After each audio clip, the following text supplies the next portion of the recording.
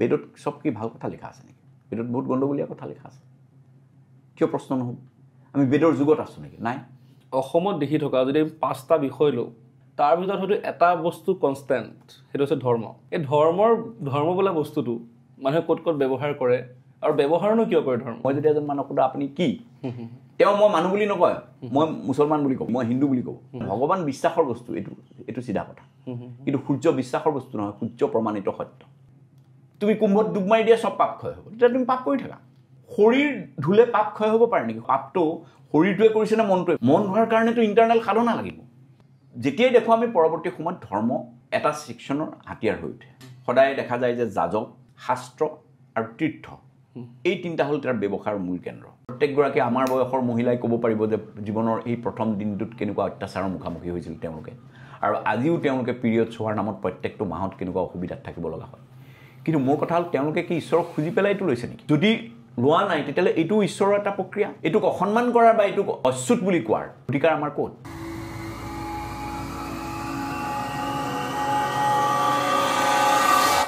নমস্কাৰ, মাৰিফমিৰ স্বাগতম জনাইছোঁ আপোনালোকক দ্য ৱেৰ আন এটা এপিছডলৈ। আজি আমাৰ মাজত উপস্থিত আছে এনে এজন ব্যক্তি যাৰ বিশেষ ইন্ট্ৰডাকশ্যনৰ প্ৰয়োজন নাই, কিন্তু আমি আপোনালোকক ক'ব বিচাৰিছোঁ, গুৱাহাটী বিশ্ববিদ্যালয়ৰ অধ্যাপক, উত্তৰণ ন্যাসৰ অধ্যক্ষ আৰু বিশিষ্ট লেখক দিলীপ বৰা ছাৰ। হয়, নমস্কাৰ ছাৰ, আপোনাক আমি অনুষ্ঠানত স্বাগতম জনাইছোঁ। ধন্যবাদ। ভালে আছেনে? ভাল, খুবেই সুন্দৰ। আগতে ভালে দেখিছোঁ বাৰু, ল'ৰা ছোৱালীখিনিৰ লগত বহি মেলি আছিলে। হয়, আজি আচলতে আমি ছাৰৰ আশ্ৰমত আছোঁ। খুব এটা সুকীয়া পৰিৱেশ, আমি পিছত দেখাবলৈ চেষ্টা কৰিম। আৰু কিয়নো অনুষ্ঠানৰ আৰম্ভণিতে এইটো কথা কৈছোঁ, কাৰণ মই অহাৰ পৰাই পাহৰিব পৰা নাই আচলতে। কিদৰে অহাৰ লগে লগে ল'ৰা ছোৱালীখিনি আহি পেলাই মাত দিছে, আহি পেলাই এই মই যিটো ভূত লগাইছোঁ তেওঁলোকে হেৰি কৰিছে, মোক ৱেলকাম কৰিছে, গামোচাখন পিন্ধাইছে। তেওঁলোকক আই গেছ সেই যিখিনি পৰিৱেশ, সেই পৰিৱেশখিনি তেওঁলোকক সৃষ্টি কৰি দিয়াৰ কাৰণে আপোনাক আমি ধন্যবাদ জ্ঞাপন কৰিছোঁ। সমাজৰ যিখিনি ছাত্ৰ ছাত্ৰী, যিখিনি ল'ৰা ছোৱালী উঠি অহা চাম ন, দেখি ভাল লাগিছে। গতিকে আপোনাৰ প্ৰচেষ্টা যিটো কৰিলে উত্তৰণ ন্যাস, তাৰ চিন্তাধাৰা আপুনি কেতিয়াবা আপুনি এনেকুৱা কিবা চিন্তালৈ আগবাঢ়িছিলে আগৰ পৰা, নে আপুনি ধৰক এতিয়া ইমান বছৰ অধ্যাপনা কৰাৰ পিছত, ইমান বছৰ শিক্ষা প্ৰদান কৰাৰ পিছত গুৱাহাটী বিশ্ববিদ্যালয়ৰ বা বিভিন্ন ক্ষেত্ৰত আপুনি যে জড়িত, আজি ধৰক আজি আপোনাৰ ৰিটায়াৰমেণ্টৰ সময় হৈছে, আমি দেখিছোঁ বিভিন্ন সময়ত ধৰক যিবোৰ আমাৰ সমাজৰ প্ৰতিষ্ঠিত ব্যক্তি আছে, এনে সময়ত পৰিয়ালৰ লগত সময় অতিবাহিত কৰে, ক'ৰবাত ফুৰিবলৈ যায়, বিভিন্ন ধৰণৰ নিজৰ সময় পাৰ কৰিব তেওঁলোকে বিচাৰে। বহু ব্যক্তি আছে সমাজত জীৱনটো দিবলৈ ট্ৰাই কৰে। আপুনি এটা বিশেষ পন্থা কিয় আপুনি বাছি ল'লে বুলি আপুনি ভাবে? আচলতে মোৰ গোটেই পৰিয়ালটোৱেই শিক্ষাৰ লগত জড়িত। মোৰ ককা দেউতাই 7খন বিদ্যালয় প্ৰতিষ্ঠা কৰিছিল, কিন্তু তেওঁৰ উপযুক্ত যিটো কোৱালিফিকেশ্যন লাগে সেইটো নথকাৰ কাৰণে তেওঁ সেই সময়ত চাকৰি পোৱা নাছিলে। পিছত 7মখন বিদ্যালয়ত এজন সেই সময়ৰ যি স্কুল ইনস্পেক্টৰ থাকে, তেওঁ আহি পেলাই দেখিলে যে এইজন মানুহে বৰ সকলো কথা জানে আৰু ভাল পঢ়ুৱাই, কেইবাখনো স্কুল প্ৰতিষ্ঠা কৰিছে। গতিকে তেওঁ চৰকাৰলৈ লিখিলে আৰু সেইমতে ককা দেউতাই শেষৰ বোধ কৰা 7টামান বছৰ চৰকাৰী দৰমহা পাই চাকৰি কৰি ৰিটায়াৰ কৰিছিল। তাৰপিছত ককা দেউতাক আহি আমাৰ ওচৰৰ দফলা মানুহ, যাক আমি নিচি বুলি কওঁ আজিকালি। আপুনি বিশ্বনাথ চাৰিআলি? বিশ্বনাথ চাৰিআলি, হয়। বিশ্বনাথ চাৰিআলিৰ কথা কৈ আছিলে? বিশ্বনাথ চাৰিআলিৰ কথা কৈ আছোঁ। কিন্তু আমি এতিয়া উপস্থিত আছোঁ ক'ত জানেনে? আমি এতিয়া বৰ্তমান উপস্থিত আছোঁ মদন কামদেৱৰ ওচৰতে। আৰু ইয়াৰ বিষয়ে আমি পিছত জনাম, কিন্তু ছাৰৰ কথাটো কৈছোঁ আমি মাজতে যে বিশ্বনাথৰ কথাহে কৈ আছে। আৰু যিটো ছাৰ যাত্ৰাটোৰ কথা ক'ব কিন্তু আমাক, যে তাৰ পৰা আজি এইখিনিলৈকে কেনেকৈনো কি হৈ আহিলে, সেইটোকে কৈ আছোঁ। একচুৱেলি ককা দেউতাক যেতিয়া ৰিটায়াৰ কৰিলে, ৰিটায়াৰ কৰাৰ পিছত ককা দেউতাক ওচৰৰ সেই নিচি লোকসকলে আহি পেলাই কৈছিলে যে তই আমাৰ তাতে এখন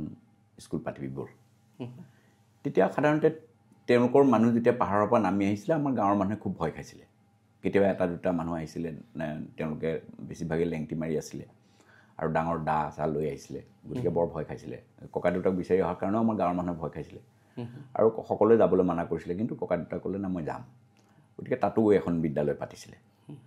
তাৰপিছত মোৰ দেউতাও শিক্ষক, গতিকে ময়ো শিক্ষকতাৰ বৃত্তিতে আছোঁ। আৰু বহুদিন বিশ্ববিদ্যালয়ত শিক্ষকতা কৰাৰ পিছত মই দেখিলোঁ যে আমাৰ সমাজত বহু ল'ৰা ছোৱালী পৰিয়ালৰ অযত্নৰ কাৰণে, পৰিয়াল ভাঙি যোৱাৰ কাৰণে বা অৰ্থনৈতিক বিভিন্ন অসুবিধাৰ কাৰণে, উচ্ছেদৰ কাৰণে তেওঁলোকে পঢ়া শুনা নহয়। গতিকে আমি প্ৰথমতে মই ভাবিছিলোঁ যে এই ল'ৰা ছোৱালীবিলাকৰ কাৰণে কি কৰিব পৰা যায়। ভাগ্য ভাল যে মই লগে লগে আমাৰ বিভাগৰ দুজন শিক্ষক, মই সদায় তেওঁলোকৰ প্ৰতি কৃতজ্ঞ হ'ব লাগিব, অধ্যাপক মুকুল চক্ৰৱৰ্তী আৰু অধ্যাপক অনুৰাধা শৰ্মা, দুয়োগৰাকী এতিয়া আমাৰ বৰ্তমান বিভাগৰ মুৰব্বী অনুৰাধা শৰ্মা। গতিকে তেওঁলোক দুয়োগৰাকীয়ে মোক ছাপোৰ্ট কৰিলে লগে লগে। আৰু আমি এজন খুব মানে আন্তৰিকতাপূৰ্ণ ডাক্তৰ পালোঁ, চিকিৎসক, তেখেত প্ৰতীক্ষা হস্পিটেলৰ মেডিচিন বিভাগৰ বিশেষজ্ঞ ডক্টৰ তাইজুদ্দিন আহমেদ, তেওঁ লগ হ'ল। আৰু এগৰাকী চৰকাৰী, এতিয়া তেওঁ অৱসৰ লৈছে, অখিল শৰ্মা বুলি, তেওঁ আহি যোগ হ'ল। গতিকে আমি 5গৰাকী মিলি এটা উত্তৰ ন্যাস নামৰ ন্যাস গঠন কৰিলোঁ। আৰু মূল উদ্দেশ্য হ'ল যাতে সমাজৰ যিসকল ছাত্ৰ ছাত্ৰীয়ে শিক্ষা নাপায়, মুঠতে আমাৰ চকুৰ আগত কোনো শিক্ষাৰ পৰা বঞ্চিত হ'ব নালাগে। আমাৰ মূল মটো সেইটো যে কোনো শিক্ষাৰ পৰা বঞ্চিত নোহোৱাকৈ থাকক। গতিকে তেওঁলোকক আনি শিক্ষা দিয়াৰ কাৰণে চেষ্টা এটা কৰিছোঁ। তেওঁলোকক অনাৰ লগে লগে আমি আশ্ৰমখন পাতিব লগা হ'ল, তেওঁলোকৰ লগত থাকিব লগা হ'ল, এটা নতুন জীৱন, নতুন চিন্তা। গতিকে তেওঁলোকৰ লগত আছোঁ আৰু ভাল লাগিছে। আৰু আন এটা কথা দিওঁ, মই দীৰ্ঘদিন ধৰি কিছু আধ্যাত্মিক চিন্তা ভাৱনা কৰি আছিলোঁ, সেইটোৰ লগতো এইটো জড়িত। কাৰণ আধ্যাত্মিকতাৰ বাটটো কেৱল চিন্তা চৰ্চাৰ বাট নহয়, মই ভাবোঁ এটা অনুশীলনৰ বাট। অনুশীলনৰ বাবে এখন ক্ষেত্ৰৰো প্ৰয়োজন। এইখন মই ভাবোঁ যে খুব ভাল ক্ষেত্ৰ, যিখনত মানুহে নিজৰ চিন্তা চৰ্চাৰ উত্তৰণ ঘটাব পাৰে। মানে কেনেকৈ? যেনে ধৰক আজি আমি যেতিয়া এখন ভাৰতবৰ্ষৰ কথা কৈ থাকোঁ, ধৰক আমি ডিজিটেল ইণ্ডিয়াৰ কথা কৈ আছোঁ, এখন বিৰাট উন্নত ভাৰতবৰ্ষৰ কথা কৈ আছোঁ, কম্পিউটাৰাইজ ভাৰতবৰ্ষৰ কথা কৈ আছোঁ, বৈজ্ঞানিক ভাৰতবৰ্ষৰ কথা কৈ আছোঁ। কিন্তু ইয়াত থকাৰ পিছত ধৰক মোৰ এইটো কথা উপলব্ধি হৈছে যে ভাৰতবৰ্ষত হয়তো 90% শিশুৱেই অন্যান্য জীৱ জন্তুৰ দৰে জন্ম হয়। যেনেকৈ গৰু ছাগলী জন্ম হয়, ঠিক তেনেকৈ আমাৰ শিশু জন্ম হয়। মোৰ আশ্ৰমত এনেকুৱা শিশু আছে যি শিশুক তেওঁৰ মাকেই আনি হয়তো ইয়াত চমজাই দি গৈছে, তাৰপিছত মাকৰ দেখা দেখিয়ে নাই। মাক হয়তো বেলেগ এখন সংসাৰ কৰি আঁতৰি গুচি গৈছে, গতিকে শিশুটো মোৰ লগত আছে। বহুতৰ দেউতাক তেনেকৈ আঁতৰি গৈছে। বহুতে এটা আমাৰ ওচৰত আহি ধৰক খুব অনুৰোধ কৰি পেলাই ৰাখিছে বাচ্ছাটো, যে মই কিবা অলপ দিম, বাচ্ছাটো আপোনালোকে ৰাখক। তাৰপিছত ধৰক তেওঁ 3 মাহমানৰ পিছত খবৰ খাতি নোহোৱা হৈ গৈছে। গতিকে এইবোৰ দেখি শুনি মোৰ এইটো কথা নিশ্চিত হৈছোঁ। আৰু তেওঁলোকৰ ঘৰত থাকোঁতে শিশুসকলে যি ধৰণৰ অৱস্থাত আছে, কোনো পঢ়া শুনা নাই, ডাঙৰ হৈ গৈছে, এইবোৰ দেখি এইটো কথা খুব নিশ্চিত হৈছোঁ যে তেওঁলোকে আচলতে যিটো আমি কওঁ যে এটা পৰিকল্পিত শিশুৰ জন্মৰ কাৰণে পৰিকল্পনা এটা দৰকাৰ, পৰিকল্পিতভাৱে তেওঁলোক জন্ম হোৱা শিশু নহয়। আৰু বেছিভাগ শিশুৱে তেনেকুৱা। আনকি তেওঁলোকৰ বাচ্ছাৰ উপাধি কি লিখিব, কি ধৰণে তেওঁলোকে নাম ৰেজিষ্টাৰ কৰিব, এইবিলাক লৈও তেওঁলোকৰ কোনো ধাৰণা নাই। আনকি এটা খুব হাঁহি উঠা কথা আপোনালোকে ভাল পাব যে এজন মানে শিশুৰ দেউতাকৰ নামটো লৈ পেলাই মাক দেউতাকৰ মাজত কথা হ'ল। এতিয়া মানে মাকগৰাকী আছিলে ৰাভা, দেউতাক বড়ো। দেউতাকে মোক ক'লে যে এইটো নামটো, তাৰ নামটো আচলতে বড়ো হ'ব লাগিছিল, কাৰণ মই বড়ো লিখোঁ, কিন্তু এইটো ভুলতে ৰাভা হ'ল, গতিকে এইটো তই বড়ো কৰি দিবি। বোলো এইটো মই কৰিব পৰা কথা নহয়, আৰু ৰাভা থাকিলেনো তোৰ কি অসুবিধা হ'ল, একেই জনজাতীয় সা সুবিধা পাব, একো কথা নাই, মাকৰ উপাধিটো লিখক দে, চবেই কিয় বাপেকৰ উপাধি লিখিব লাগে। আৰু নিয়ম মতেতো মাকৰে উপাধি লিখিব লাগে মোৰ মতে, বাপেকৰ উপাধি লিখাৰ দৰকাৰ নাই, এইটো ঠিকেই আছে। সেই সময়ত আন এগৰাকী গাৰ্জেন বহি আছিলে, তেওঁলোকে আকৌ লিখে তেৰণ। তেওঁলোকক কৈছে যে হ'ব দে, এইটো কি ইমান ডাঙৰ কথা হ'ল, আমাৰ আকৌ মানুহটোৰ নাম তেৰণ, এই ভোটাৰ আইডিত তাৰ নামটো তেৰা আহি গ'ল। মই কৈছোঁ হ'ব দে, তই মানুহটোও তেৰা, তোৰ নামটোও তেৰা। এই ধৰণৰ আমাৰ অৱস্থা। তাৰমানে যাৰ ধৰক ভোটাৰ লিষ্টত নামটো তেৰেঙৰ ঠাইত তেৰা হৈ গ'লেও কাৰো অসুবিধা নাই, বাচ্ছাৰ নামটো তেনেকৈ আহিলেও কোনো অসুবিধা নাই। সেইধৰণে আমাৰ শিশু জন্ম হৈ আছে, সেইধৰণে প্ৰতিপালিত হৈছে। বহু শিশু এনেকুৱা অৱস্থাত আহে যে তেওঁলোকৰ হয়তো বাপেক মাকে মোক আহি ইয়াত কৈছে যে তাক কিন্তু আমুকটো নাখায়, তামুকটো নাখায়, এইবিলাক কথা কৈছে, কিন্তু হয়তো ডাঙৰ এটা দীৰ্ঘদিনীয়া অসুখ লৈ আহিছে, বাপেক মাকে গমেই নাপায়। তেনেকুৱা ধৰণৰ বহু শিশু আমি পাইছোঁ। গতিকে সেইবোৰ দেখি শুনি মোৰ এইটো ভাৱ হৈছে যে এইটো আচলতে আমি পঢ়ি থকা ভাৰতবৰ্ষখনেই ভাৰতবৰ্ষ নহয়, এখন বেলেগ ভাৰতবৰ্ষ আছে। গতিকে এই ধৰণৰ উপলব্ধিবিলাকৰ কাৰণে মই ভাবোঁ এনেকুৱা এখন ক্ষেত্ৰৰ বহুত দৰকাৰ। মানে আচলতেতো সমাজত কি হৈ আছে নিশ্চয় সেই বস্তুবোৰ হয়তো এনেকুৱা এটা ক্ষেত্ৰ থাকিলে আমি অনুভৱ কৰিব পাৰোঁ, আৰু মানুহে ধৰক ওপৰৰ পৰা কথাটো ক'বলৈ বৰ ভাল, আৰু আপুনি সেই অনুভৱৰ মাজত জীয়াই থাকিব বিচাৰিছে। নিশ্চয়, মানে এই অনুভৱবিলাকে মোক এটা নতুন জীৱন দিছে, নতুন উপলব্ধি দিছে, যিটো সঁচা সঁচা, আৰু আনন্দ দিছে, বহুত আনন্দ দিছে।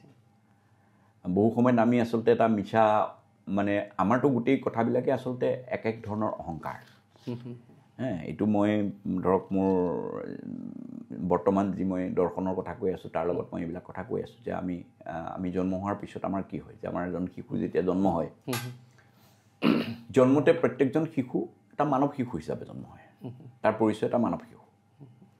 আৰু সেই শিশুজনক সেই সময়ত যিকোনো এটা ঠাইলৈ যদি আমি বদলি কৰোঁ, যিকোনো এটা বেলেগ ধৰ্মৰ ফেমিলিলৈ যদি আমি বদলি কৰি দিওঁ, তেওঁ সেই ধৰ্ম গ্ৰহণ কৰিব, সেই সংস্কৃতি গ্ৰহণ কৰিব।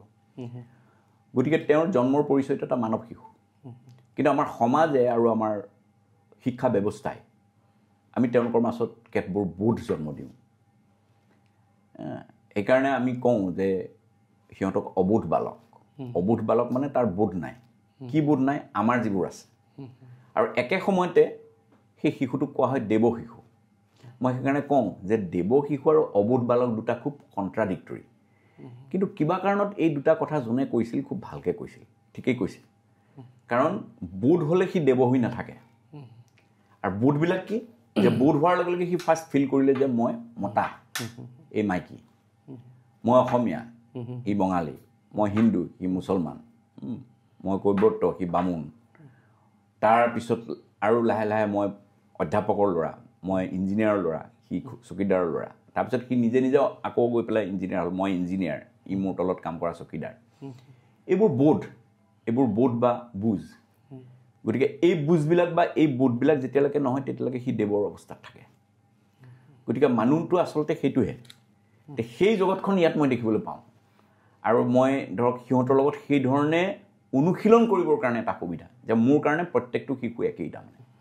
সি খৰিভাৰী ল'ৰাই হওক, সি ইঞ্জিনিয়াৰৰ ল'ৰাই হওক, সি হিন্দুৱেই হওক, সি মুছলমানেই হওক, সি যোন জাতিৰে নহওক, মই অন্ততঃ ল'ৰা হওক ছোৱালী হওক তেওঁলোকৰ লগত মই একেধৰণে যাতে জীৱন যাপন কৰিব পাৰোঁ। আৰু একেই তেওঁলোকৰ প্ৰতি আকৰ্ষণ, একেই মোৰ যিটো মমতা একেধৰণে থাকে, সেইটোৰ কাৰণে মই নৈমিত্তিক নিজৰকো এটা অনুশীলন কৰাৰ সুবিধা এটা এইটো ক্ষেত্ৰত পাইছোঁ। ডেফিনেটলি চিন্তা কৰিবলগীয়াই কথা আৰু ভাবিবলগীয়াও কথা যে আচলতে মোৰ মহাত্মা গান্ধীৰ কথা এখন পৰিছে। তেওঁ বস্ত্ৰ যি পৰিধান কৰিছিলে, তেওঁ এনেকুৱা ধৰণৰ কথা কৈছিলে, হয়তো একজেক্টলি মই পাহৰিলোঁ, হয়, যে মই সিমানখিনি বস্ত্ৰহে পৰিধান কৰিম যিমানখিনি মোৰ দেশৰ মানুহে পৰিধান কৰিব পাৰে। হয়, ডাঙৰ কথা কিন্তু। হয়, সেইটো কাৰণে তেওঁ জাতিৰ পিতা মহাত্মা গান্ধী। হয়। আৰু আজি তাৰ পিছতো, ইমান বছৰ পিছতো আমাৰ ধৰক সমাজত আজি যিবোৰ নিগেটিভিটি আছে, ইমান এটা যান্ত্ৰিক পৃথিৱীখনৰ মাজত আজি যে মই এইয়া মদন কামদেৱৰ ওচৰত আহি এনেকুৱা এটা পৰিৱেশ পাম, মই ভবাই নাছিলোঁ, আচলতে মই ভবা নাছিলোঁ। তো মোৰ দুখ লাগিলেও মই ইয়াত আহিম, মোৰ সুখ লাগিলেও, মানে সুখৰ দিনটো মই ইয়াত আহিম, কেতিয়াবা আহিম, ল'ৰা ছোৱালীকেইটা দেখিম, ভাল লাগিব। নিশ্চয় নিশ্চয়। খেলাই নিদিব আমাক, বহিব দিব। আমি সকলোকে স্বাগতম জনাওঁ। একদম আশ্ৰমৰ সেইটো এটা আমি ল'ৰা ছোৱালীকো শিকাইছোঁ যে আমাৰ কাৰণে প্ৰত্যেকজন ব্যক্তি ঈশ্বৰ। অকল ব্যক্তি নহয়, আমাৰ সন্মুখত থকা সকলোকে আমি ঈশ্বৰ জ্ঞান কৰিব লাগে। গছ লতা পশু পক্ষী জীৱ জন্তু সকলোৰে প্ৰতি ঈশ্বৰ জ্ঞান কৰিব পৰাটোৱে আচলতে ঈশ্বৰত্বৰ সাধনা। যদি ঈশ্বৰ বুলি কিবা আছে বুলি আমি ভাবি লওঁ, বেলেগে একো নাই। কাৰণ তেওঁ যদি ঈশ্বৰৰ বাকী সকলোবিলাক সৃষ্টি বুলি ভবা হয়, তেতিয়াহ'লে ঈশ্বৰটো কোনো আজিলৈকে লগ পোৱা নাই। লগ পাইছে বুলি মই কাৰো শুনা নাই। বহুত ডাঙৰ ডাঙৰ মহাপুৰুষৰ জীৱনীটো তেওঁলোকে ঈশ্বৰ লগ পাইছে বুলি শুনা নাই। কিন্তু ঈশ্বৰ বেলেগে লগ পাব নালাগে, কাৰণ ঈশ্বৰৰ ৰূপবিলাকেইতো আমি পাই আছোঁ। প্ৰত্যেকটো জীৱ জন্তু, গছ লতা, বন বিৰিখৰ মাজত ঈশ্বৰ আছে।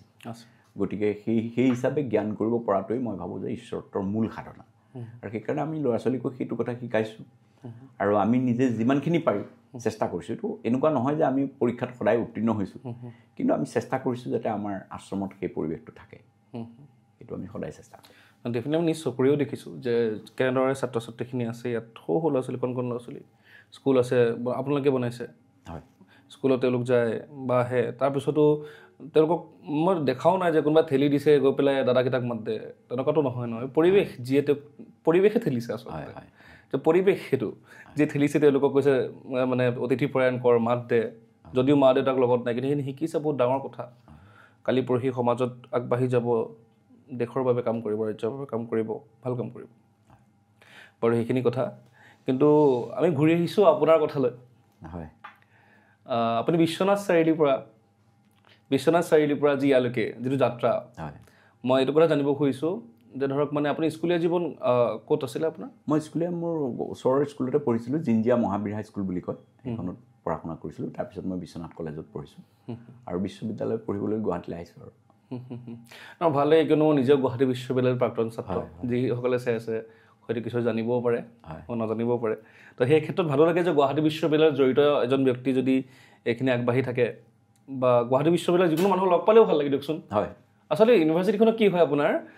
বেলেগ বেলেগ ঠাইৰ মানে একদম নৰ্থ ইষ্টৰ মানে বিভিন্ন ঠাইৰ মানুহ থাকে যে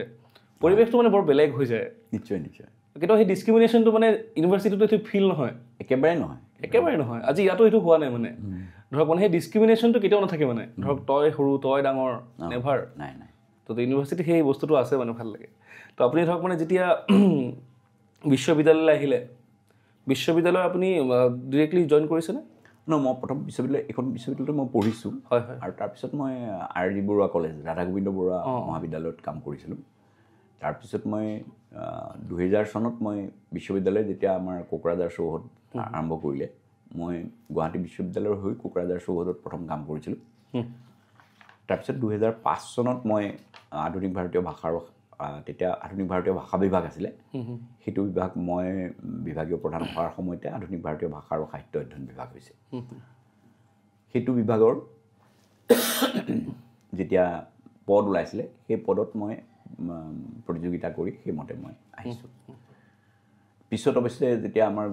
বড়োলেণ্ড বিশ্ববিদ্যালয় হৈ গ'ল, তেতিয়া আমাৰ তাত থকা মানুহখিনিয়ে যিখিনি গুৱাহাটী বিশ্ববিদ্যালয়ৰ হৈ এপইণ্টমেণ্ট হৈছিলে সেইখিনি মানুহে এটা অপশ্যন লৈ পেলাই ইয়ালৈ আহিলে। মই সেইটো সময়ত অহা নহয়, মই তাতকৈ আগত অহা।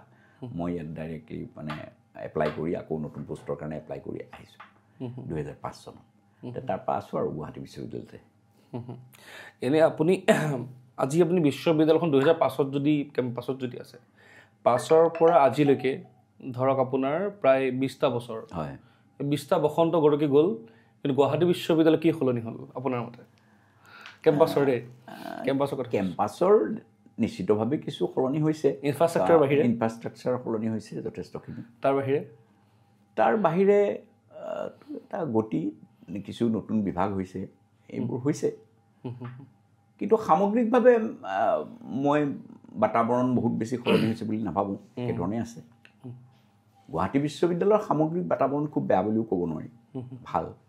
ছাত্ৰ শিক্ষক সকলোৰে মাজত এটা ভাল সম্পৰ্কও আছে আৰু সকলোৱে বিভিন্ন ধৰণৰ ক্ষেত্ৰত বৰঙণি আগবঢ়াবলৈ চেষ্টা কৰে। বিপদ আপদ বিভিন্ন সময়ত আমি বহুত সময় পাৰ কৰিছোঁ গুৱাহাটী বিশ্ববিদ্যালয়ৰ বুকুত। ছাত্ৰ বিভিন্ন আন্দোলন, তাৰপিছত নিৰ্বাচন, আমাৰ অধ্যাপকৰ মৃত্যু, অধ্যাপকৰ হাতত ছাত্ৰীৰ মৃত্যু, এনেকুৱা ধৰণৰ বহু ঘটনা পাৰ কৰিছোঁ। কিন্তু এই ঘটনাবিলাকতো আমাৰ ছাত্ৰ শিক্ষকৰ এটা ইউনিটি বিশ্ববিদ্যালয়ত আছে।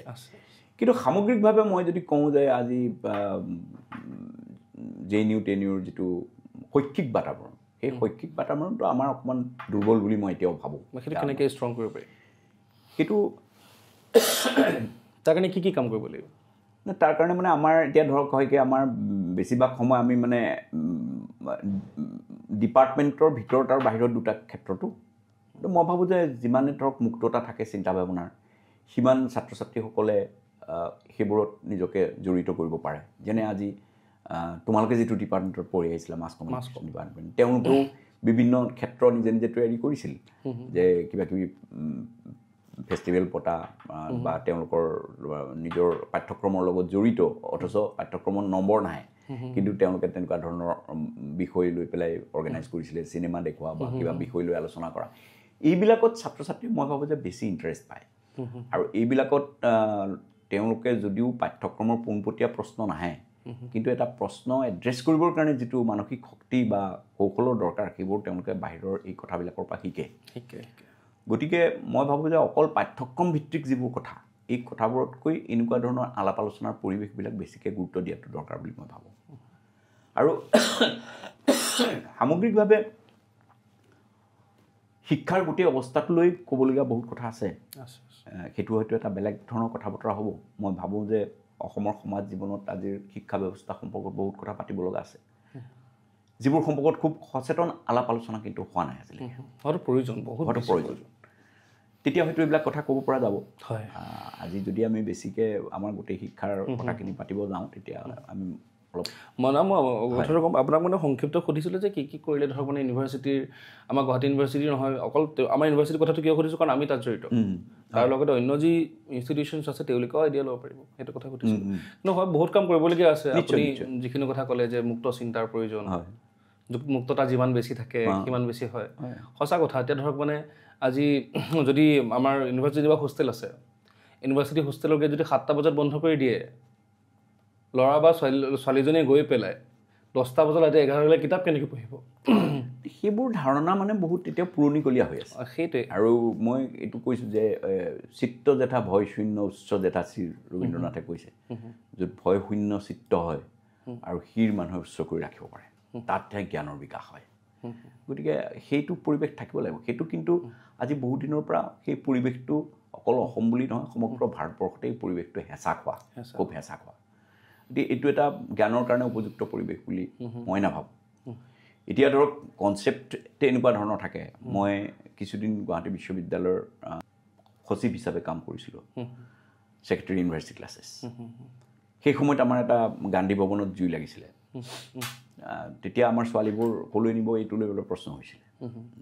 হঠাৎ তেওঁলোকক চিফ্ট কৰিব লাগিব কাৰণ সেইটো ঘৰত থাকিব নোৱাৰে কিমান চনৰ কথা ছাৰ এইটো এই লকডাউনৰ ভিতৰৰ ঘটনা গতিকে তেতিয়া কিন্তু আমি আমাৰ অঞ্জনা বাইদেউ আছিলে ৱাৰ্ডেন তেখেতে মোক খুব ছাপোৰ্ট কৰিলে তেখেতৰ দৃষ্টিভংগীটো মোৰ খুব ভাল লাগিল কাৰণ মোৰ সেই সময়ত হৈছিলে কি RCC 6-7ৰ এটা হোষ্টেল বনাই থোৱা আছিল 4-5 কোনোবা এটা বনাই থোৱা আছিলে এইটো ইণ্টাৰনেশ্যনেল হোষ্টেল কৰাৰ কথা আছিলে সেই সময়ত যি কি নহওক গোটেইফালে দুইটা ফালে ল'ৰা হোষ্টেল মই মেণ্টেলি ডিচিশ্যন লৈছোঁ যে কৰিম তাৰমানে তালৈকে চিফ্ট কৰি দিম কিন্তু এইটো সহজ নহয় কথাটো আনকি সেই সময় উপাচাৰ্য মহোদয়েও কৈছিলোঁ বৰ ৰিস্কি হ'ব ভাবি লওক কথাটো কিন্তু অঞ্জনা বাইদেৱে খুব ছাপোৰ্ট কৰিলে মই আজিও মানে খুব কৃতজ্ঞ যে তেখেতে এনেকুৱা ধৰণৰ এটা দৃষ্টিভংগী দেখুৱালে মই বোলে আমাৰ ল'ৰা ছোৱালীৰ ওচৰত যদি আমাৰ ছোৱালী ছেফ নহয় ছিকিউৰ নহয় ক'ত হ'ব বিশ্ববিদ্যালয়ৰ ল'ৰা তেওঁলোকে ছিকিউৰিটি দিব লাগিব তাতহে বেছি ছিকিউৰ আপুনি চিফ্ট কৰক আমি ৰাতি তেওঁলোকক তালৈ বদলি কৰিলে এমাহ থাকিল আমাৰ ছোৱালী আৰু ইমান ধুনীয়াকৈ থাকিল গতিকে আমি ভবাৰ নিচিনাই কথাবিলাক নহয় তো বহুতে তেনেকুৱা ধৰণৰ ধাৰণা লৈ আছে গতিকে এইবোৰ সলনি হ'ব বুলি মই আশা কৰোঁ কথাটো কেনেকুৱা ধৰক মানে আমি অনুভৱ কৰোঁতো ধৰক এতিয়া আমি সৰুৱে হৈ আছোঁ দিয়কচোন 24 বছৰমান হৈছে মাষ্টাৰ্ছ কৰি জাষ্ট উঠিছোঁ পাছ আউট তো বস্তুটো কেনেকুৱা আমাক ধৰক মোকে ক'লে বা ইয়াৰ মোৰ বন্ধু প্ৰাচুৰ্যকে ক'লে যে নকৰিবিচোন মানে এতিয়াও আমাৰ সেই ভাৱটো আছে মানে নকৰিব বুলি কিয় কৈছে আৰু কৰিমহে নেকি তো সেই বস্তুটোৱে মানে ধৰক মানা কৰিলে আৰু কৰিব মন যায় কিন্তু আপুনি যেতিয়া উৎসাহিত কৰি পেলাই ল'ৰা ছোৱালীৰ কথা ক'লে যে আমাৰ ছাত্ৰ তেওঁলোকৰ ওচৰত যদি ছেফ নহয় তেনেকুৱা ধৰণে উৎসাহিত কৰে আৰু আমি ভাবোঁ অথৰিটি যিমানবোৰ ইনষ্টিটিউশ্যন অথৰিটি আছে their support towards their students is very much important যিমান প্ৰয়োজন তেওঁলোকৰ শিক্ষাৰ আছে যিমান প্ৰয়োজন তেওঁলোকৰ কিতাপৰ আছে সিমান প্ৰয়োজন হয় তেওঁলোকৰ সেই শিক্ষকসকলৰ যিটো উপস্থিতিৰ অনুভৱ তেওঁলোকে নাপায় সেই পোৱাটো ইম্পৰ্টেণ্ট যেন মোৰ অনুভৱ হয় সেইটো বৰ দৰকাৰ আৰু আমি নাজানো ছাত্ৰ ছাত্ৰীসকলে আমাৰ বিষয়ে কি কয় কিন্তু আমি আমাৰ বিভাগত আমি চেষ্টা কৰিছোঁ সেইটো দিবৰ কাৰণে আৰু সেইটো অবিৰাম চেষ্টা কৰোঁ যাতে এটা সময় আছিল যে মোৰ ৰুমত ল'ৰা ছোৱালী 4টা মূঢ়া কিনি লৈছিল বহিবলৈ মানে থকা মোৰ 4-5খন চকী সৈতে নোজোৰা সিহঁতে 4টামান মূঢ়া নিজে কিনি লৈছিলে বহিবৰ কাৰণে গতিকে তেনেকুৱা এনভাইৰনমেণ্ট আছে বিভাগত আমাৰ আৰু অকল মোৰ বুলি নহয় আমাৰ চক্ৰৱৰ্তী ছাৰ বৰ প্ৰাঞ্জল মানুহ বৰ হাঁহি ফূৰ্তি কৰি থাকে অনুৰাধা মেম আমাৰ অকণ গহীন তাই লেখা মেলা কৰে যথেষ্ট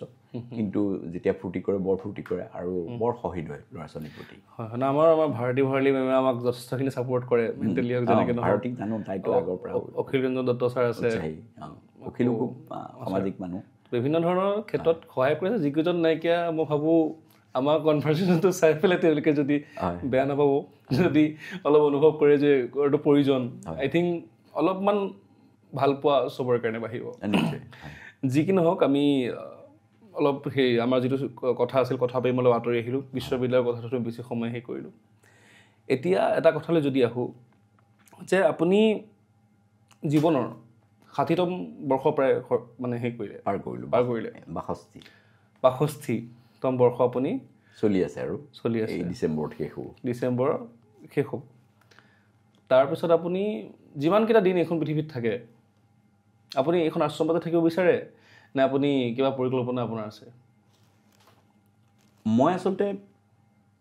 মানে কোনো কালে মই খুব স্থিৰ মানুহ নহয় আগৰ পৰাও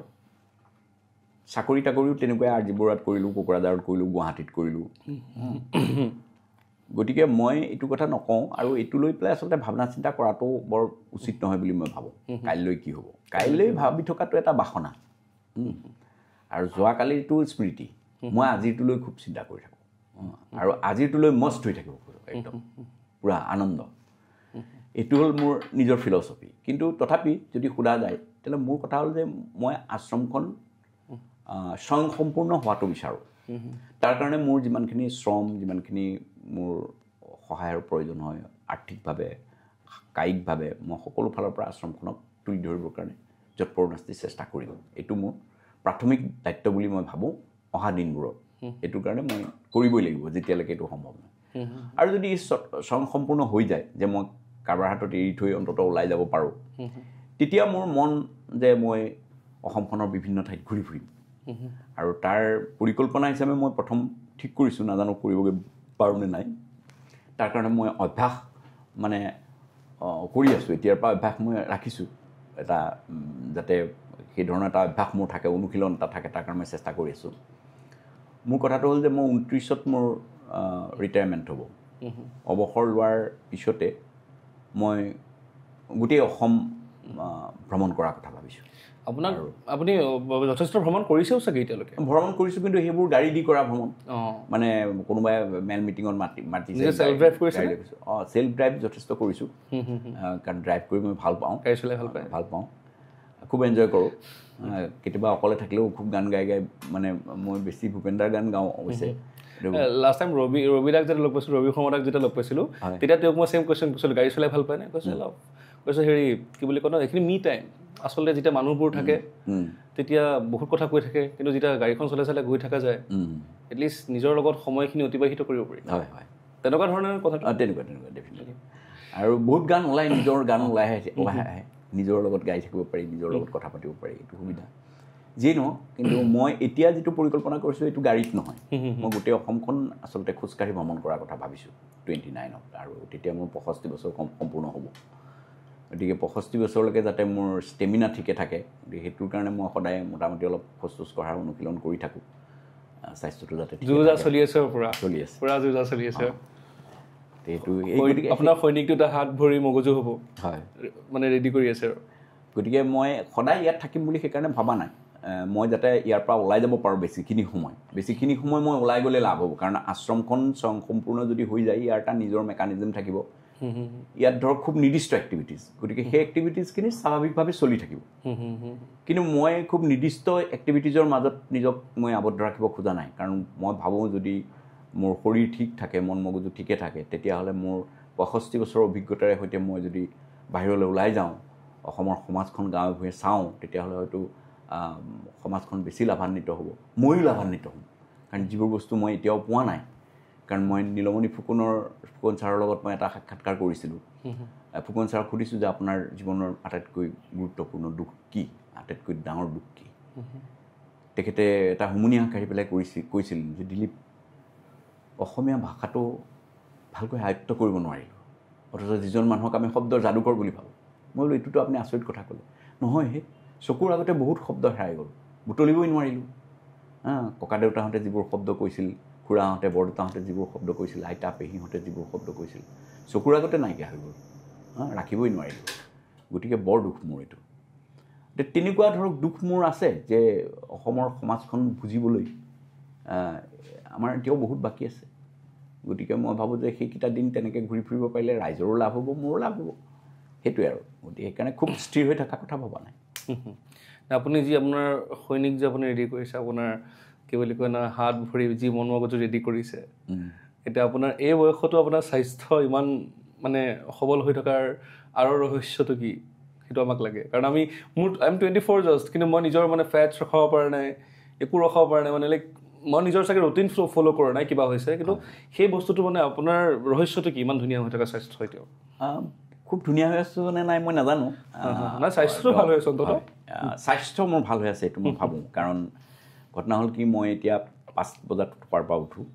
ৰাতি 12 বজাত শুওঁ সদায় এইটো মোৰ একেবাৰে নৈমিত্তিক ৰুটিন আৰু মোৰ কোনো কথাত এলাহ নাই মই দিনটো ইউনিভাৰ্চিটিৰ পৰা কাম বন কৰি ঘূৰি 5টা বজাত আহি যেতিয়া বহোঁ আৰু শুনো যে মোৰ ৰান্ধনীগৰাকীৰ অসুখ মই 50টা মানুহৰ কাৰণে ভাত বনাওঁ কোনো কাকো নোকোৰাকৈ মই 1 মিনিটত ডিচিশ্যন লওঁ 1 মিনিটত মই বনাওঁ আনকি মোৰ ইয়াত শিশু সমাৰোহ এখন হয় শিশু সমাৰোহখনত আমাৰ 3 দিনৰ প্ৰগ্ৰাম চলায় পুৰা দিনে ৰাতিয়ে প্ৰায় 150 মানুহৰ ভাত বনাব লাগে বাহিৰৰ ল'ৰা ছোৱালী আহে কেম্প হয় গতিকে যোৱাবাৰ আমাক 15,000 টকা বিচাৰিলে ৰান্ধনীয়ে এতিয়া মই আমাৰ প্ৰিন্সিপাল মেডাম তেওঁ ইয়াতে থাকে ময়ূৰী দেৱী আমাৰ ইউনিভাৰ্চিটিৰ ছোৱালী আছিলে এতিয়া তেওঁ ক'লোঁ বোলো 15,000 টকা লাগে ৰান্ধনীক গতিকে 15,000টো দিব নোৱাৰি 5,000 টকা দিবি মই বনাম তাই হাঁহে আপুনি ক'ত ভাত বনাই থাকিব মোৰ নাই হ'ব দে গতিকে আমি 3 দিন পূৰা মই বনালোঁ আৰু এদিন মই আমাৰ ইউনিভাৰ্চিটিত এটা প্ৰিন্সিপালৰ ইণ্টাৰভিউ থকাৰ কাৰণে উপাচাৰ্যৰ অফিচলৈ যাব লগা হ'ল সেইদিনাখন তাই বনালে গতিকে আমি চলাই দিলোঁ 15,000 টকা আমাৰ খৰচ নহ'ল গতিকে মই ভাবোঁ যে সেইটো ষ্টেমিনা এতিয়ালৈকে আছে আৰু এতিয়ালৈকে কোনো কথাত এলাহ বুলি বস্তুটো মই আজিলৈকে অনুভৱ কৰা নাই এইফালৰ পৰা পাৰিমগৈ বুলি ভাবিছোঁ আৰু নাজানো কি হয় আৰু বেষ্ট উইচেছ একদম শুভকামনা আপোনাক যি ভাবিছে যেনেধৰণে ভাবিছে তেনেধৰণেই হওক লাভ হওক আপোনাৰ অসমৰ মানুহখিনিৰ ক'ৰবাত হেৰি হওক আপোনাৰো ভাল হওক চবৰে ভাল হওক সেইখিনিয়ে কামনা কৰিছোঁ বাকী আপোনাৰ এখন কিতাপ আছিলে ধনবৰৰ গুলটি আৰু শিক্ষা পুৰাণ বুলি সেইখনৰ বিষয়ে মই অলপ জানিবলগীয়া আছে অলপ যদি বিস্তাৰিত সেইখন মানে আচলতে বেজবৰুৱাৰ 150 বৰ্ষ জয়ন্তী যেতিয়া আৰম্ভ হ'ল সেইখিনি সময়ত মই ভাবিলোঁ যে আচলতে আমাৰ অসমত বেংগ লেখা বহু হৈছে বহু মানুহে বেংগ লিখে যথেষ্ট শ্ৰদ্ধেয় ব্যক্তি আছে মই তেখেতসকলক নমস্কাৰ কৰোঁ কিন্তু বেংগৰ লগে লগে বেজবৰুৱাই এটা ভাষাৰ খেল খেলিছিল সাংঘাতিক ধৰণে এই ভাষাৰ খেলটো মই বেংগ সাহিত্যসমূহত অলপ মানে অভাৱ বুলি অনুভৱ কৰোঁ তো মই ভাবিলোঁ যে লেখা যায় নেকি কিবা কিবি এটা লেখা লিখিবলৈ আৰম্ভ কৰিলোঁ তাৰপিছত দেখিলোঁ দেখোন অলপ চলপ মানে পৰা যাব চাগে গতিকে মই তেতিয়া লেখাটো লিখি উঠি মই সেই সময়ৰ জনভূমি কাকতৰ সম্পাদক আছিলে হেমন্ত বৰ্মন তেখেতক ফোন কৰিলোঁ বোলো বৰ্মনদেউ এনেকুৱা ধৰণৰ কথা এটা ভাবিছোঁ আপুনি কি ভাবে বোলে আপুনি পঠাই দিয়কচোন লেখাটো চাওঁ বাৰু এই 2-3টামান লিখি আপুনি পঠাই দিয়ক এতিয়া মই 2-3টামান লিখি তেখেতলৈ পঠাই দিলোঁ আপুনিতো গণ এডিটৰৰ ফাউণ্ডাৰ হেৰি আছিলে গণ অধিকাৰ আছিলোঁ মই এখন প্ৰায় 4 বছৰ সম্পাদক হিচাপে থাকিছিলোঁ তে এইখিনি মই জনমভূমিত ওলাইছিলে তেতিয়া বৰ্মন ডাঙৰীয়াই এইটো চাই পেলাই তেখেতে খুব ভাল পালে তেখেতে ক'লে যে ঠিকে আছে আপুনি দেওবাৰে মই এইটো দিয়াৰ কথা ভাবিম আপুনি ৰেগুলাৰ কৰক গতিকে মই এটা বছৰ প্ৰায় লিখিছিলোঁ আৰু সেই এটা বছৰ ডাঙৰ কিতাপ এখন হৈছে আৰু সেয়াই আৰু গণ অধিকাৰৰ সময়ৰ আপোনাৰ যিখিনি এক্সপিৰিয়েঞ্চ হয় সেইখিনি যদি আমাক অলপ কয় যে আপুনি এজ এ জাৰ্নেলিষ্ট যিহেতু সময় অতিবাহিত কৰিলে হয় আপুনি আজিও ভাবেনে যে মানে বিফ'ৰ মানে আমি যেতিয়ালৈকে গণ অধিকাৰৰ ভিতৰত নাযাওঁ তাৰ আগত প্ৰস্তুত কৰিব বিচাৰিছোঁ যে আজিৰ দিনৰ যি সাংবাদিকতা হয় আৰু আপুনি যিটো সময়ত সাংবাদিকতা কৰি আছিলে হয় মাজত পাৰ্থক্য আছে নেকি কিবা হ'লে অলপ হ'লেও কি ভাবে আপুনি মই ভাবোঁ যে মোৰ দিনতে ইতিমধ্যে লাহে লাহে বেয়া হ'বলৈ আৰম্ভ কৰিছে আৰু এতিয়া বহুত বেছি বেয়া হৈছে এতিয়া স্বাভাৱিকভাৱে সাংবাদিক বন্ধুসকলে এইটো কথা ক'লে ক্ষুণ্ণ হ'ব মই এইটো নকওঁ অসমত এতিয়াও দায়িত্বশীল শ্ৰদ্ধেয় সাংবাদিক বহুত আছে তেখেতসকলৰ প্ৰতি মোৰ নমস্কাৰ আছে আৰু তেওঁলোকে আছে কাৰণে বোধকৰো সমাজখন এনেকৈ টিকি আছে নহ'লেতো নাথাকিলেহেঁতেন কিন্তু সাংবাদিকতাৰ নামত যথেষ্ট ধৰণৰ খেলি মেলি ছ'চাইটিত চলি আছে এইটো তোমালোকেও জানা খুব ভালকৈ কেনেকুৱা ধৰণৰ হৈছে কাৰণ এতিয়া এনেকুৱা ধৰণৰ হ'ল যে মানে কিবাকৈ এটা কাৰ্ড এখন উলিয়াব পাৰিলে বোমাৰডাল হাতত লোৱাৰ লগে লগে সাংবাদিক হৈ যায় মানুহ গতিকে আৰু তাৰপিছত বিভিন্ন ধৰণৰ কাৰুকাৰ্য চলি থাকে যিবিলাক আকৌ সাংবাদিকেই পোহৰলৈ আনিব লগা হয় আমি দেখি থাকোঁ মাজে মাজে গতিকে সেইবোৰ বহুত হৈছে আৰু পক্ষপাতমূলক এটা দৃষ্টিভংগী আৰম্ভ হৈছে সেইটো খুব মই ভাবোঁ যে এইটো তেওঁলোকৰ কাৰণেই শুভ নহয় কাৰণ মই ভাবোঁ যে সেই ধৰণৰ নিৰপেক্ষতা সাংবাদিকৰ থকা উচিত সাহস সাংবাদিকৰ থকা উচিত আজি সাংবাদিকৰ ধৰক প্ৰশ্ন কৰা সাহস বেছিভাগৰে নাইকিয়া হৈছে পৰাগ কুমাৰ দাস যিবোৰে কৰিছে তেওঁলোকো বিপদৰ মুখামুখি হৈছে এই বাতাবৰণটো সামগ্ৰিকভাৱে দেশৰ কাৰণেও সুবিধাজনক নহয় আৰু ধৰক যোনে হেঁচা প্ৰয়োগ কৰিছে তেওঁৰ কাৰণেও সুবিধাজনক নহয় আৰু যি হেঁচাৰ বশৱৰ্তী হৈ নিজকে সমৰ্পণ কৰিছে তেওঁলোকৰ কাৰণেও সুবিধাজনক নহয় এইটো মই ভাবোঁ আৰু বস্তুবোৰ সত্য এদিন না এদিন পোহৰলৈ আহে হয় ডাঙৰ কথাটো আটাইতকৈ মানে ডাঙৰ সত্যৰ মানে ডেফিনেশ্যনটো বা মানে ভাল গুণটো চাগে এই বস্তুটোৱে নেকি এনেকুৱা লাগে মানে কিন্তু সত্যৰ আটাইতকৈ ডাঙৰ সমস্যাটো হ'ল যে মই আধ্যাত্মিকতাৰ ক্ষেত্ৰতো এই কথাটোৱেই ক'ম পিছত যদি আলোচনা আমাৰ আগবাঢ়ে সত্যৰ সমস্যাটো হ'ল যে সত্যৰ সৈতে সুবিধা বৰ কম সত্য সুবিধাৰ সৈতে নাথাকে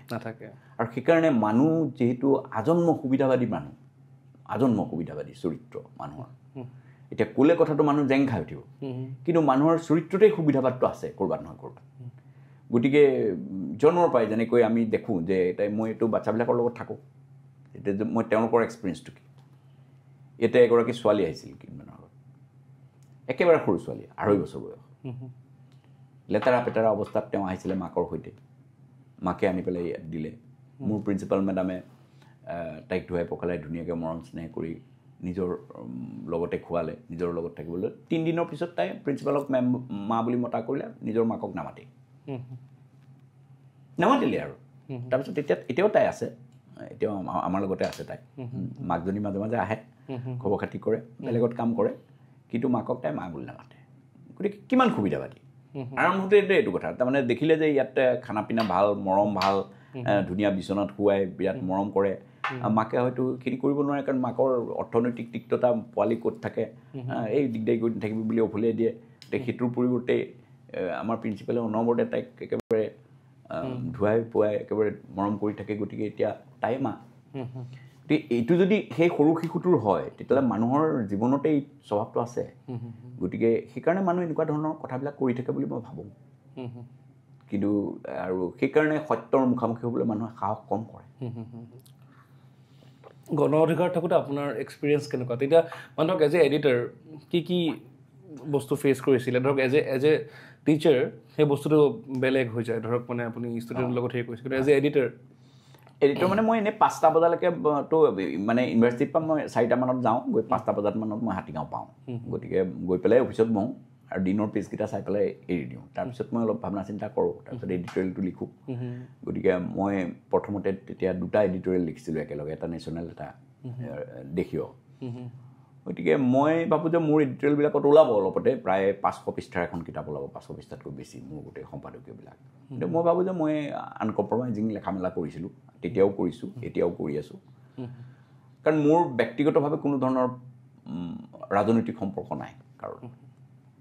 মই ভাবোঁ দেশখন ভালকৈ চলিব লাগে ভাল কথা হ'লে ভাল বেয়া কথা হ'লে বেয়া গতিকে সেইধৰণে লেখা মেলা কৰিছোঁ মই যিহেতু সেইটো এটা তেওঁলোকৰ এখন কমিটিৰ দ্বাৰা চলিছিলে গতিকে মই কোনো তেনেকুৱা ধৰণৰ বাধ্যবাধকতা বা হেঁচা মই পোৱা নাছিলোঁ এতিয়াও তেওঁলোকে মোক বৰ শ্ৰদ্ধা কৰে আনকি মই কেইদিনমান তাত নাথাকোঁ বুলি পেলাই মোৰ নিজৰ ব্যক্তিগত অসুবিধাৰ কাৰণে নাথাকোঁ বুলি পেলাই মই ওলাই আহিছিলোঁ তেতিয়াও আনকি তেওঁলোকে মোৰ সম্পাদকৰ চকীখন ধুনীয়াকৈ ৰাখি থৈছিল তেওঁলোক বহা নাছিল বেলেগত বহি পেলাইহে কাম চলাইছিল গতিকে সিমানখিনি সন্মান মোক এতিয়াও কৰে তেওঁলোকে মই ভাল পাওঁ গোটেইকেইজনক যিকেইজন ব'ৰ্ড অফ ডাইৰেক্টৰ্ছত আছিল তেওঁলোকৰ ফালৰ পৰা কোনো হেঁচা নাছিল আৰু মই ৰাজনৈতিক কোনো মেল মিটিঙত যোৱা নাছিলোঁ মানে ঘটনা হ'ল কি চিফ মিনিষ্টাৰে মাতে কিবা মাতে যে এইবিলাক থাকে বছৰৰ শেষৰ দিনত মাতে মই সাধাৰণতে ক'তো যোৱা নাছিলোঁ গতিকে মোৰ সেইফালৰ এক্সপিৰিয়েঞ্চ অলপ কম তাত কেনেকুৱা চলে সেইটো মই অলপ কম জানো আৰু বাকী মই মানে সমসাময়িক পৰিস্থিতিৰ ওপৰত ভিত্তি কৰি কাম কৰিবলৈ সদায় চেষ্টা কৰিছিলোঁ তাৰ ভিতৰত এটা ভাল কাম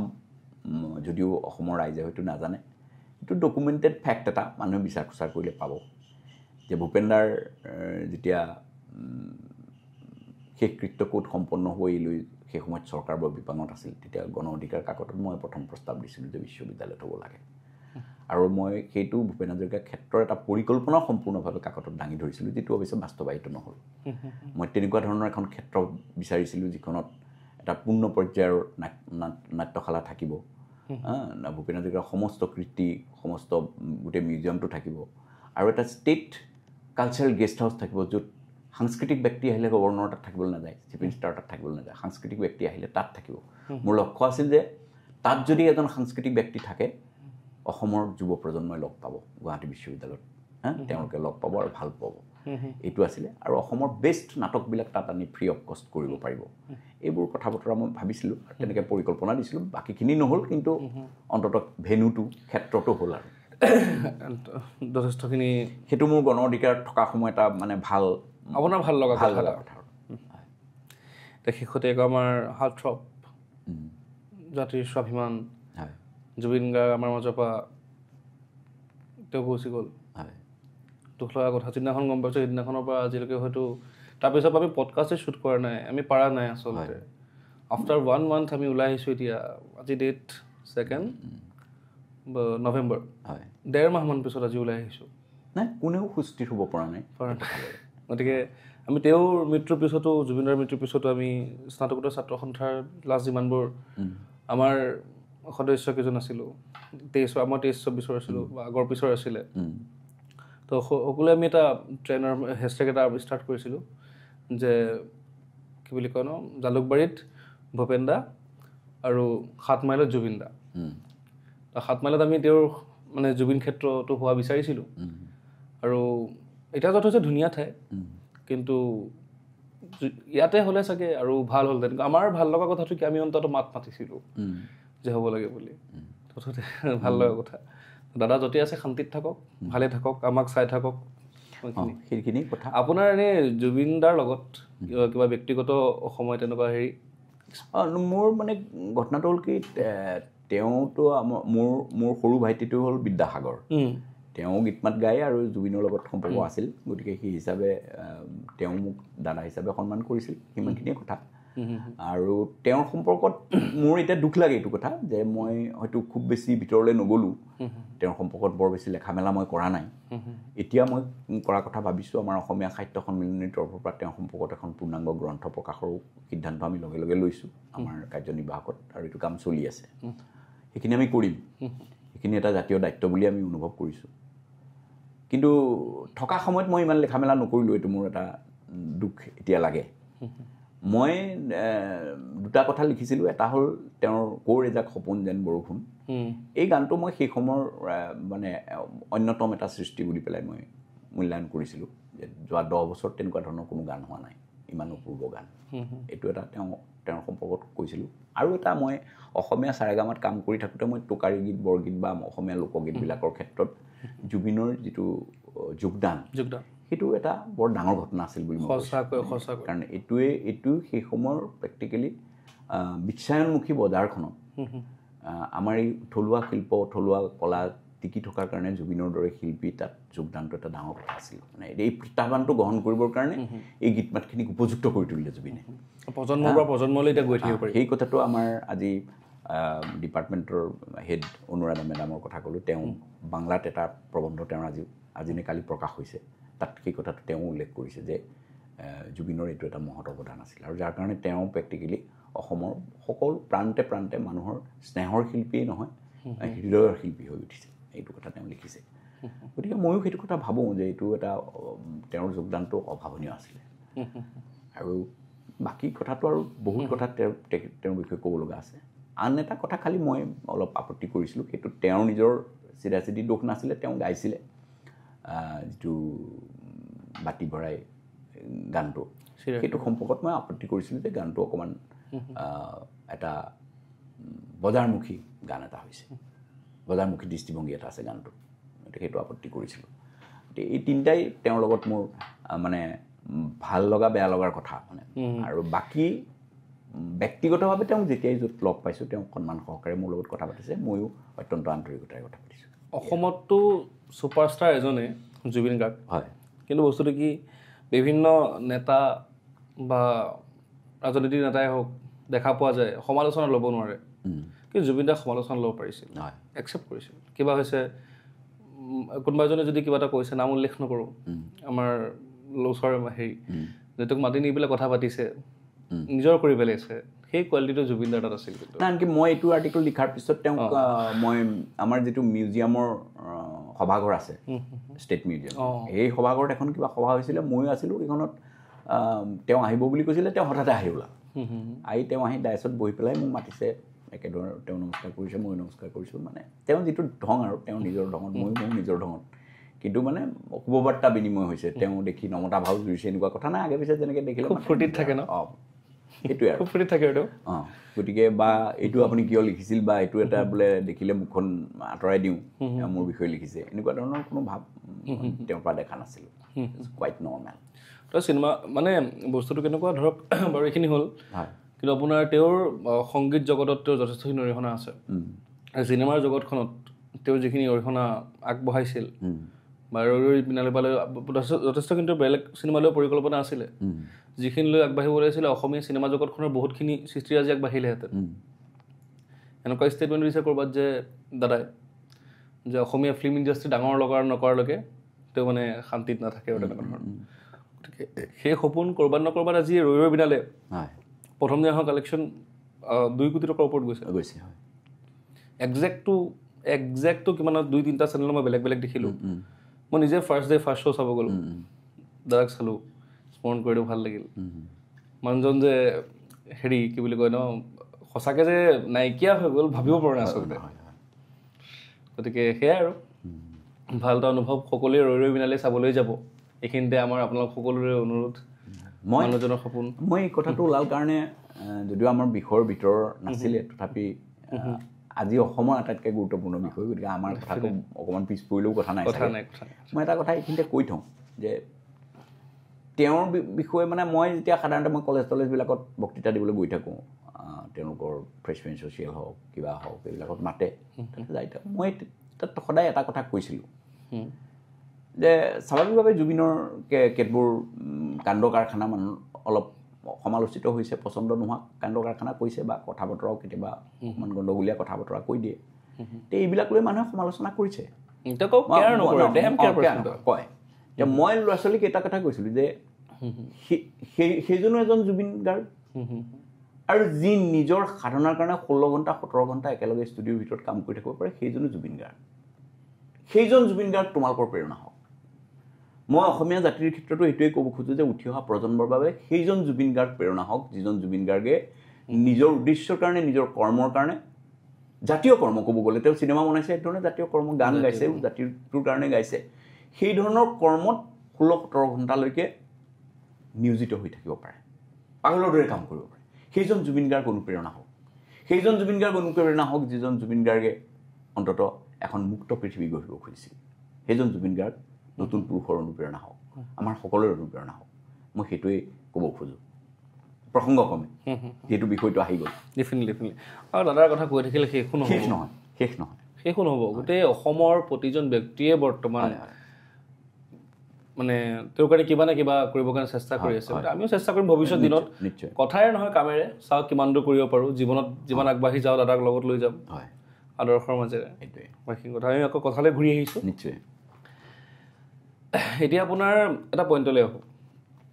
অসমত দেখি থকা যদি 5টা বিষয় লওঁ ধৰক এই 1 মাহ 2 মাহ 3 মাহত কি হৈছে নহয় লাষ্ট 10টা 15টা বছৰত বা আপোনাৰ বিশেষকৈ চলি থকা আৰু যদি 10টা বিষয় লওঁ তাৰ ভিতৰত হয়তো এটা বস্তু কনষ্টেণ্ট সেইটো হৈছে ধৰ্ম হয় ক'ৰবাত না ক'ৰবাত কেতিয়াবা বেলেগ বিষয়ত মই ইমান ভালকৈ ক'বলৈ বিচৰা নাই কিন্তু আপোনাৰ পৰা জানিবলৈ খুজিম এই ধৰ্ম বোলা বস্তুটো মানুহে ক'ত ব্যৱহাৰ কৰে আৰু ব্যৱহাৰনো কিয় কৰে ধৰ্ম আপোনাৰ অবজাৰভেশ্যনটো বেছিকেলি মানে এতিয়া মোক দেখিলেও মানুহে মই বিৰাট কিবা ধৰ্ম গ্ৰহণ কৰা বুলি কয় আপুনি কাৰোবাৰ দীক্ষা লৈছে নেকি মই কাৰো দীক্ষা লোৱা নাই প্ৰথমতে তুমি কৈছিলাই যে আমি আহোঁতেও আমাৰ ল'ৰা ছোৱালীখিনিয়ে ফুট এটা দিছে পানী অকণ দিছে গ্ৰহণ কৰিছে এইটো মোক কেইবাজনো মানুহে প্ৰশ্ন কৰিছে যে মানে এইটো ধৰ্মৰ লগত কিবা সম্পৰ্ক আছে নেকি মই কৈছোঁ ইটছ জাষ্ট কালচাৰ ডেফিনেটলি মোৰ আশ্ৰমৰ কালচাৰ এইটো আপুনি কালচাৰটোৰ লগত একাত্ম নহ'লে নহ'ব পাৰে কোনো কথা নাই আপুনি গ্ৰহণ নকৰিবও পাৰে মোৰ কোনো আপত্তি নাই কিন্তু মই মানুহ এজন আহিলে তেওঁক এটা বিশুদ্ধ চন্দনৰ ফুট এটা দিওঁ আৰু এইটো একেবাৰে মানে পৰীক্ষিত চন্দনৰ ফুট যে থাকে নহয় পুৰা হেৰি কৰি ৰিপৰ্ট দি দিয়ে লেবৰেটৰীৰ পৰা তেনেকুৱা চন্দন তুমি চালে গম পাবা খুব সুন্দৰ গোন্ধায় শুনিছোঁ সেইটো কাৰণে মই কৈছোঁ ডেফিনেটলি বুলি আপোনাৰ যিটো কালচাৰ খুব সুন্দৰ গোন্ধায় চন্দনৰ ফুট এটা আমি দিওঁ আৰু এইটো এটা ইণ্ডিয়ান কালচাৰত বহুততে আছে ঘৰলৈ অতিথি আহিলে তেনেকৈ আদৰণি জনায় আৰু ডালচেনি আৰু তুলসীৰ মিক্স পানী কেতিয়াবা তাৰ লগত হেৰি থাকে মিচিৰি এইটো মিক্স কৰি এটোপাল পানী খাবলৈ দিওঁ এইটো আমি আমাৰ আদৰণি ইয়াৰ লগত কোনো ধৰণৰ ধৰ্মৰ সম্পৰ্ক নাই চিধা চিধি কথা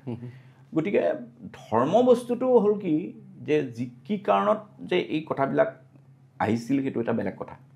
কি কাৰণত ইমান ধৰ্ম পৃথিৱীত আছে কিন্তু ধৰ্ম যেনেকেই নাথাক যোনেই নকৰক সেই সময়ত যিসকল ব্যক্তিয়ে ধৰ্ম প্ৰতিষ্ঠা কৰিছিল বা আগবঢ়াই নিছিল আজি শংকৰদেৱো এজন ধৰ্মীয় নেতা মানে ধৰ্মীয় ব্যক্তি বুলি ক'ব লাগিব নৱবৈষ্ণৱ আন্দোলনবাদজনে প্ৰতিষ্ঠা কৰিছে অসমত গতিকে তেখেতকো আমি ধৰ্মীয় নেতা বুলি ক'ব লাগিব তেওঁলোকেতো হয়তো ঠিক কথাবিলাক কৈছিল সেই সময়ৰ উপযোগীকৈ কিছুমান কথা কৈছিল কিন্তু যেতিয়াই দেখোঁ আমি পৰৱৰ্তী সময়ত ধৰ্ম এটা ছেকশ্যনৰ হাতিয়াৰ হৈ উঠে সদায় দেখা যায় যে যাজক শাস্ত্ৰ আৰু তীৰ্থ এই তিনিটা হ'ল তাৰ ব্যৱসায়ৰ মূল কেন্দ্ৰ যাজকসকলে যি কয় সেইটোৱেই মূল মানে খ্ৰীষ্ট ধৰ্মত যাজক বুলি কয় ইছলাম ধৰ্মত মৌলবী বা এইসকল থাকে আৰু আমাৰ হিন্দু ধৰ্মত পুৰোহিতসকল মানে পুৰোহিততন্ত্ৰ বা যাজকতন্ত্ৰ বুলি আমি ক'ব পাৰোঁ এই বস্তুকেইটাই চলাই থাকে গোটেই কাৰবাৰটো তেওঁলোকৰ ক্ষমতাৰ লগত খুব ভাল লেনদেন থাকে চলি থাকে আৰু ধৰক একে সময়ত তীৰ্থস্থানটো দেখুৱাই দিয়া হয় তীৰ্থ কৰিব লাগে সকলোতে আছে সকলো ধৰ্মতে আৰু কথাই কথাই শাস্ত্ৰৰ ব্যাখ্যা বেদৰ বাণী এনেকুৱা ধৰণৰ কথা এটা কোৱা হয় আৰু আমি প্ৰত্যেকেই যিবিলাক আধুনিক ল'ৰা ছোৱালী ডাঙৰ হৈ আছোঁ আমি বা আমাৰ সময়তে এইটো মোটামুটি উঠিছে আৰু এতিয়াৰ জেনেৰেশ্যনৰ ওচৰত আৰু উঠিছে যিবিলাকে খুব ৰিচাৰ্চ বা কিবা কাৰণত প্ৰয়োজন অনুভৱ নকৰে তেওঁলোকে আৰু এতিয়া বেদ উপনিষদ শাস্ত্ৰ পঢ়ি পেলাই তেওঁলোকে বুজিবলৈ যত্ন নকৰে কোনোবাই প্ৰয়োজনত উপনিষদৰ শ্লোক এটা ৰেফাৰেঞ্চ দিব পাৰে এইটো বেলেগ কথা কিন্তু পঢ়ি পেলাই বুজিবলৈ যত্ন নকৰে কোৰাণখন পঢ়ি কোনেও এতিয়া আৰু বুজিবলৈ যত্ন নকৰে কাৰণ কোৰাণে ভাত নিদিয়ে বেদ উপনিষদে ভাত নিদিয়ে এই কথাটো মানুহে বুজে বাইবেলখন পঢ়ি থাকিলে কাৰো ভাত নিমিলে গতিকে এইকাৰণে সেইবোৰ বস্তু সাধাৰণতে নপঢ়ে আৰু যিহেতু পঢ়ি নাথাকে এতিয়া যেতিয়া বামুণজনে বা মৌলবীজনে কৈ দিয়ে যে এইটো আমুক হাদিছত আছে এইটো আমুক কোৰাণত আছে এইবোৰ মেলি জুলি এইবোৰ বুজি বাজি কিবা এটা কৰালৈকে বহুত দেৰি হৈ যায় আৰু মানুহে মই ভাবোঁ যে ধৰ্মটোক লৈ ইমান মাথা মাৰি নাথাকে কাৰণ ধৰ্ম এনেকুৱা এটা বিষয় যিটো বিষয় মানুহে নাজানেই শুনিবলৈ খুব আচৰিত লাগিব মই যদি কৈ দিওঁ নাজানে বুলি বোলে ই ইমান ডাঙৰ পণ্ডিত ওলালে আমি ধৰ্ম নাজানো বুলি কৈছে কিন্তু মই কওঁ যে কোনজন মানুহে পৃথিৱীত ধৰ্ম জানি লৈছে মই অপিনিয়ন নিদি পেলাই শুনিব বিচাৰিম এতিয়া পুৰা ধৰ্ম জানি কোনোবাই লৈছে নেকি যিটো বস্তু মানুহে গোটেই জীৱন ধৰি পেলাই সেইটোৱে মূল বস্তু বুলি কয় আজি মই যদি সোধো ঘপককৈ তুমি তাৰ পৰা বাহিৰত বাৰু বেলেগ কথা তোমাৰ অপিনিয়ন বেলেগ কিন্তু মই যদি এজন মানুহক সোধো আপুনি কি তেওঁ মই মানুহ বুলি নকয় মই মুছলমান বুলি ক'ব আপুনি কি মই হিন্দু বুলি ক'ব তাৰমানে সেইটোকে তেওঁ গোটেই জীৱন লৈ ফুৰিছে হয়নে অথচ সেইটো তেওঁ নাজানে হিন্দুটো কি মুছলমানটো কি কাৰণ ধৰ্ম পিতৃ প্ৰদত্ত বস্তু বংশ প্ৰদত্ত বস্তু বংশই দিছে তেওঁ লৈছে এইটো চাবলৈ ইমান বেয়া লগা কথা যে এজন মানুহে নিজৰ স্বাৰ্থও তিনিবাৰ খুটিয়াই পেলাই কিনে চাই বুজি কিনে জানি কিনে শাককিডাল বজাৰৰ পৰা কিনোতে বাছি বিচাৰি কিনে জানি কিনে কিন্তু যিটো বস্তু তেওঁৰ জীৱনৰ মূল কথা ধৰ্ম সেই ধৰ্মটো তেওঁ কোনোদিন জানি নলয় আৰু কোনোদিন জানিবৰ তেওঁ চেষ্টা নকৰে যেনেকৈ চলি আহিছে তেনেকৈ এতিয়া উদাহৰণস্বৰূপে এজন মানুহ আৰু জনাটো কোনেও নিবিচাৰে ডাঙৰ কথা হ'ল এইটো এটা মই বেলেগ ধৰণৰ কথা এটা কম এই প্ৰসংগত মানে জনাটো ইমান দিগদাৰী কথা যে আমি যে ল'ৰা ছোৱালী পঢ়ুৱাওঁ কোনেও নিবিচাৰে যে মানুহটো জ্ঞানী হওক মানুহটোৱে ডিগ্ৰী পাওক এইটো চবে ভাবে জ্ঞানী হোৱাটো কোনেও নিবিচাৰে আনকি বাইবেলত যে আদাম আৰু ইভৰ সাধুটো আছে আদাম আৰু ইছলাম ধৰ্ম মতেও তেওঁলোক আমাৰ আদি মানৱ আদাম আৰু ইভক ইডেন গাৰ্ডেনক মেলি দিয়া হৈছিলে কোৱা হৈছিলে তোমালোকে যি মন যায় তাকে কৰা এনজয় কৰা কোনো কথা নাই কিন্তু তোমালোকে জ্ঞান বৃক্ষৰ গুটি নাখাবা যেতিয়াই তেওঁলোকে জ্ঞান বৃক্ষৰ গুটি খালে লগে লগে তেওঁলোকক ডিথ্ৰোন কৰা হ'ল মৰ্তলে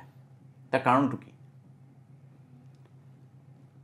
কাৰণটো মই ভাবোঁ এইটোৱেই যে জ্ঞান বৃক্ষৰ গুটি খোৱাৰ লগে লগে ভগৱানেও বুজি পালে যে এওঁলোকেতো এতিয়া চব গম পাব, গতিকে এওঁলোকক আৰু লগত ৰাখি লাভ নাই, তোমালোক মোৰ তলে যোৱা।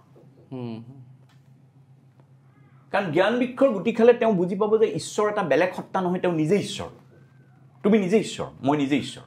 এই সত্তাটো মানুহে বুজি পাব। কাৰণ ঈশ্বৰে একমাত্ৰ মানুহকেই ইমান সকলো ধৰণৰ সম্পদৰ অধিকাৰ কৰি যদি ঈশ্বৰে দিছে বুলি আমি ভাবোঁ দেই, এইটো এটা কুৱেশ্যন। কিন্তু যদি ভাবি লওঁ যে পৃথিৱীৰ সকলো জীৱ জন্তু ঈশ্বৰৰ সৃষ্টি, তেতিয়াহ'লে মানুহক এনেকৈ দিয়া হৈছে যে মানুহে সকলো ধৰণৰ কাম কৰিব পাৰে, ঈশ্বৰক প্ৰশ্ন কৰিব পাৰে, চন্দ্ৰত পদাৰ্পণ কৰিব পাৰে, মংগল জয় কৰিব পাৰে, সকলো বস্তু নিজৰ খুচিমতে বনাই ল'ব পাৰে। গতিকে ইমানখিনি ক্ষমতা মানুহক দিছে। গতিকে তাৰপিছত এই সত্যটো যে তেওঁলোক যে অনন্ত শক্তিৰ ভাণ্ডাৰ, শক্তিৰ উৎস, এই কথাটো যদি মানুহে বুজি পাই যায়, তেতিয়াহ'লেতো মানুহে গুৰু গোসাঁই নমনা হৈ যাব। তেওঁলোকৰ নিজৰ ছিষ্টেম নিজে চলাওক। সেইকাৰণে তেওঁলোকক মৰ্তলৈ পঠাই দিছে যে তোমালোকে চব বুজিলা এতিয়া, গতিকে তোমালোকে তালৈকে যোৱা। সেইকাৰণে আমাৰ ইয়াতো ছিষ্টেম, অৰ্থাৎ ঈশ্বৰে নিজেও ভাল পোৱা নাছিলে জ্ঞান বেছি হোৱা, মই এইটো বুলি ভাবিছোঁ। আৰু আমাৰ ইয়াতো কোনো ভাল নাপায়। যেনে এতিয়া ধৰা তুমি যিটো পৰিয়ালত জন্মগ্ৰহণ কৰিছা, সেই পৰিয়ালত কেতবোৰ নীতি আছে। আজি ডেফিনেটলি মই যিমান দূৰলৈকে তোমাক জানো, তুমি তাৰে বহুত নীতি নামানাৰ লগে লগে কিন্তু তোমাৰ পিতৃ মাতৃয়ে তোমাক ভাল নাপায়। ই পঢ়িলে নহয় 2টা আখৰ, ই এতিয়া আমাক প্ৰশ্ন কৰিব পৰা হ'ল, হয়নে? এইটো আছে। আমাৰ কোনোবা শিক্ষিত মানুহবিলাকে বেছিভাগেই কোনোবাই প্ৰশ্ন কৰিছে নেকি যে আমাক যে সৰুৰে পৰা মই হিন্দু পৰিয়ালত জন্মগ্ৰহণ কৰিছোঁ হিচাপে দেই, মই কথাটো কৈছোঁ, পৰিয়ালত জন্মগ্ৰহণ কৰিছোঁ বুলি আমাক সৰুৰে পৰা শিকোৱা হৈছে পূবফালে মূৰ শুব লাগে। কিয় শুব লাগে? যদি ঈশ্বৰৰ তত্ত্বৰ ফালৰ পৰা চাই, যিসকলে ঈশ্বৰ মানে, মই তেওঁলোকৰ কাৰণে কৈছোঁ, ঈশ্বৰ সৰ্বব্যাপ্ত। পশ্চিমফালে ঈশ্বৰ নাই নেকি? শনিবাৰটো বেয়া, শনিবাৰটো ঈশ্বৰে সৃষ্টি কৰা নাই নেকি? সপ্তাহটোতো গোটেইটো ঈশ্বৰৰ মতে চলে। দেওবাৰটো কিয় ভাল, কিয় শনিবাৰটো বেয়া? কোনটো ভাল, কোনটো বেয়া? চব যদি ঈশ্বৰৰ সৃষ্টি, সকলো নৰ্মেলি গ্ৰহণ কৰিবলৈ শিকা। কেনেকৈ এইবোৰ কথা আহে? এতিয়া এই কথাবোৰ যেতিয়া এজন জনা মানুহে প্ৰশ্ন কৰিব, তেতিয়া কিন্তু তেওঁ ফেমিলিত বেয়া হৈ যাব। মোৰ মা দেউতাই মোক বেয়া পাব, তাক এই 2টা কথা জানি আহিল, এতিয়া সি শুবলৈ কওঁতে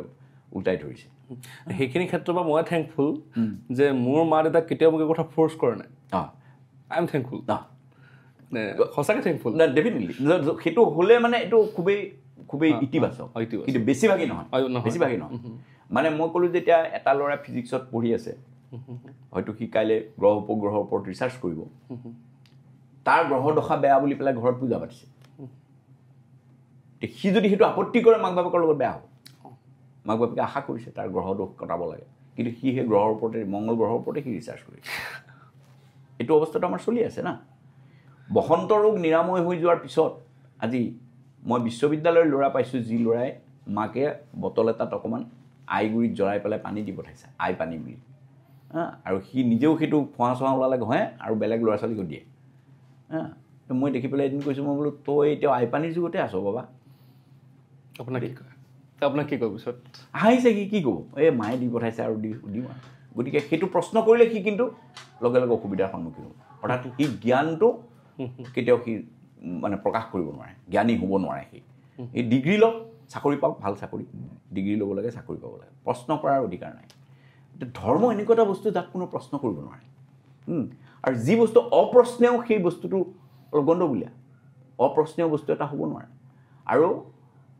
অবিসম্বাদী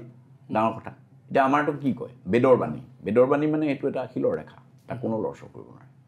কিয়? বেদত চব কি ভাল কথা লিখা আছে নেকি? বেদত বহুত গণ্ডগোলীয়া কথা লিখা আছে। কিয় প্ৰশ্ন নহ'ব? আমি বেদৰ যুগত আছোঁ নেকি? নাই। প্ৰশ্ন হ'ব স্বাভাৱিকভাৱে। গতিকে মই ভাবোঁ এই প্ৰশ্ন কৰাৰ অধিকাৰ মানুহৰ মনলৈ আহক, মানুহে শিকক। আৰু য'ত প্ৰশ্নৰ অধিকাৰ নাই, য'ত যুক্তিৰ কথা নাই, তাত সমস্যা ঢেৰ। সেইকাৰণে মই কৈছোঁ যে বিশ্বাসৰ যিটো জগত চলি থাকে, এই বিশ্বাসৰ জগতত ধৰ্ম থাকে। আৰু বিশ্বাসৰ পৰা যুক্তিৰ জগতলৈ যেতিয়া আৰম্ভ হয়, তেতিয়া তাত বিজ্ঞান থাকে। আৰু যুক্তিৰ মৃত্যু আৰু বিশ্বাসৰ আৰম্ভণি, তাৰ মাজত ধৰ্ম টিকি থাকে। এতিয়া মই এটা সৰু কথাত যদি কওঁ যে তোমাক আজিলৈকে জীৱনত যিবিলাক মানুহে প্ৰশ্ন কৰিছে, কোনোবাই আজিলৈকে সুধিছে নেকি তই সূৰ্যটো বিশ্বাস কৰ নেকি বুলি? নাই সোধা, মানে এই প্ৰসংগত সোধা নাই। আপুনি যিটো ক'ব মানে কোনো প্ৰসংগতেই বোধ কৰোঁ মানুহক কোনো সোধা নাই যে সূৰ্যটো বিশ্বাস কৰ নেকি। কিয় সুধিব? কিন্তু তই ভগৱান বিশ্বাস কৰ নে নাই সুধিছে। তাৰমানে ভগৱান বিশ্বাসৰ বস্তু এইটো চিধা কথা কিন্তু সূৰ্য বিশ্বাসৰ বস্তু নহয় সূৰ্য প্ৰমাণিত সত্য প্ৰতি মুহূৰ্তত আমি সূৰ্যৰ প্ৰখৰতা সূৰ্যৰ তাপ সূৰ্যৰ গুণাগুণ আমি পাই আছোঁ কিন্তু ঈশ্বৰৰ গুণাগুণ আমি ডাইৰেক্টলি পাইছোঁ বুলি কোনো ক'ব নোৱাৰে এইটো ভাৱনা কাৰণ ঈশ্বৰৰ যিবোৰ সত্তা আমি দেখিছোঁ তেওঁলোকৰতো সেই সত্তাবোৰক যদি আমি প্ৰশ্ন কৰিবলৈ আৰম্ভ কৰোঁ তেতিয়াতো বৰ সৰ্বনাশ হৈ যাব যেনে ধৰক এতিয়া আমি কি কৰিছোঁ আমাৰ বাহিৰত মন্দিৰৰ বাহিৰত লিখি থোৱা থাকে যে তুমি ঈশ্বৰৰ পৰা একো নিবিচাৰিবা কোনো বস্তু আশা কৰা অনুচিত যি ভিতৰত জ্ঞান দি আছে তেওঁ আকৌ 100 টকা ফিজ লগাই দিছে আমাৰ প্ৰবচন যিবিলাকে দি থাকে তেওঁলোকে কয় নহয় যে চব छोड़ दो कुछ चाहिए मत ईश्वर को क्या मांगना है কিন্তু তেওঁ আকৌ তেওঁৰ বক্তৃতা শুনাৰ ফিজটো 1000 টকা লগাই থৈছে কিয় তুমি সেইটো কৰি আছা তেনেকুৱাহে কথাবিলাক শিল এটা পাথৰ এটা ভাঙি ভাঙি আনি পেলাই তাক এটা মূৰ্তি খাইছোঁ শিলটো দাঙি আনি তাক ভাঙি টুকুৰা টুকুৰ কৰি পেলালে মাত মাতিব নোৱাৰে শিলৰ মূৰ্তিটো কাটি পেলাই ভিতৰত সোমাই থ'লে মাত মাতিব নোৱাৰে তে শিলটোৱে যদি নিজকে ৰক্ষা কৰিব নোৱাৰিলে তাক ভাঙি টুকুৰা টুকুৰ কৰাৰ পৰা সেই শিলটোৱে আমাক কেনেকৈ ৰক্ষা কৰিব সেইকাৰণেতো আজি ধৰক আমি যদি প্ৰশ্ন যদি কৰোঁ এটা প্ৰশ্ন কৰা উচিত তাৰমানে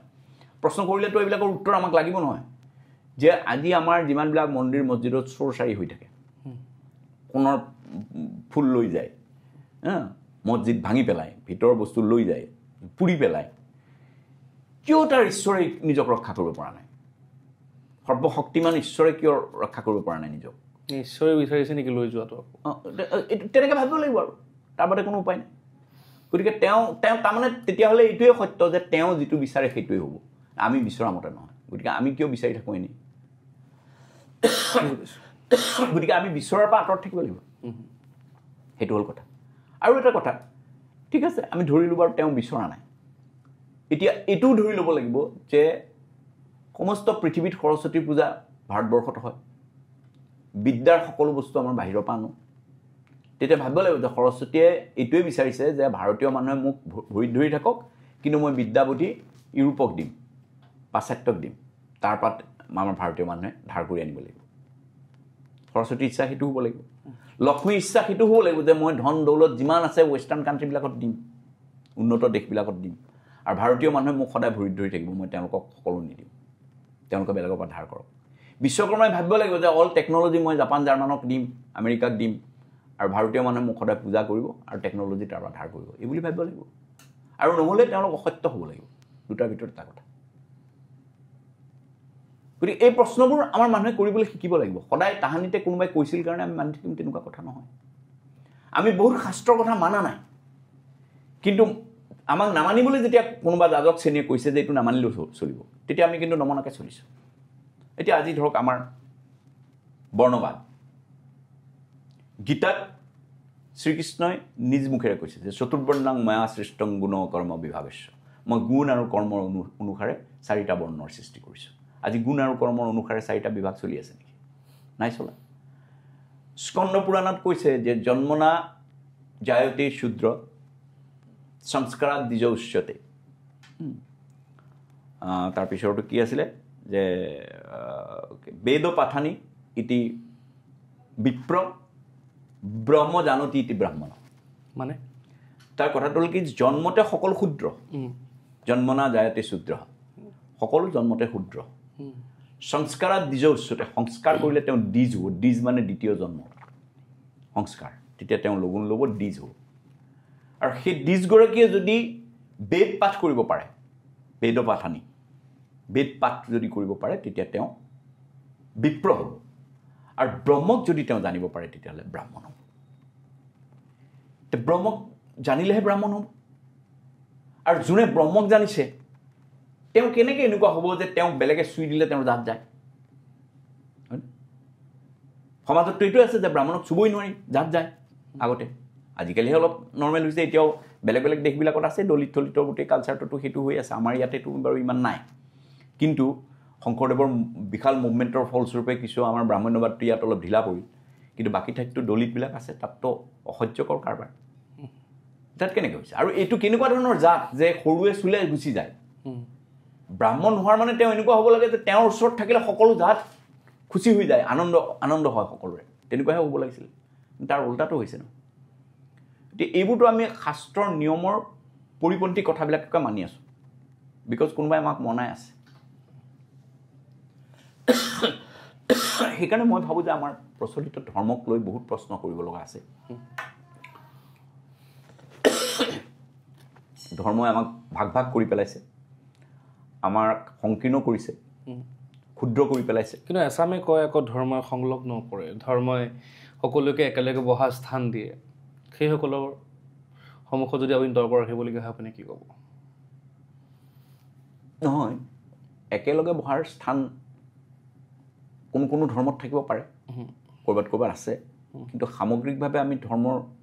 গোটেই ইতিহাসবোৰ চাব লাগিব খ্ৰীষ্ট ধৰ্মৰ ইতিহাসত যাজক শ্ৰেণীয়ে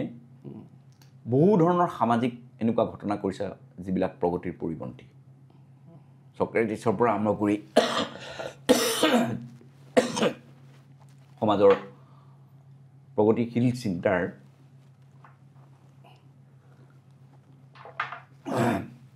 বহু ব্যক্তিক তেওঁলোকে হত্যা কৰিছে অংক কৰাৰ ছবি অঁকা এইবোৰ কথা পৰ্যন্ত তেওঁলোকে বন্ধ কৰিছে তেনেকুৱা ধৰণৰ বহু খ্ৰীষ্ট ধৰ্মৰ বিৰুদ্ধে আমি বহু কথা ক'ব পাৰোঁ ইছলাম ধৰ্মতো তেনেকুৱা ধৰণৰ ঘটনা ঘটিছে আনকি পাকিস্তানত এটা সময়ত এই গ্ৰহ নক্ষত্ৰ সম্পৰ্কত আমাৰ বিজ্ঞানৰ যিবিলাক দৃষ্টিভংগী আছিল তাৰ বিৰুদ্ধে মাদ্ৰাছাৰ ছাত্ৰসকলে আন্দোলনেই কৰিছিল এইবিলাক ধৰ্মবিৰোধী কথা বুলি এনেকুৱা বহু ঘটনা ঘটি আছে প্ৰতিটো ধৰ্মতে ক'বলগীয়া তেনেধৰণৰ বহু কথা আছে হিন্দু ধৰ্ম মই কথাই নকওঁ হিন্দু ধৰ্মৰ কথা যদি ক'বলৈ যোৱা যায় তেতিয়াহ'লে বহু সমস্যা আছে কিন্তু কিছুমান কথা ক'ব লাগিব যেনে বিধৱাটো কোনে সৃষ্টি কৰিছে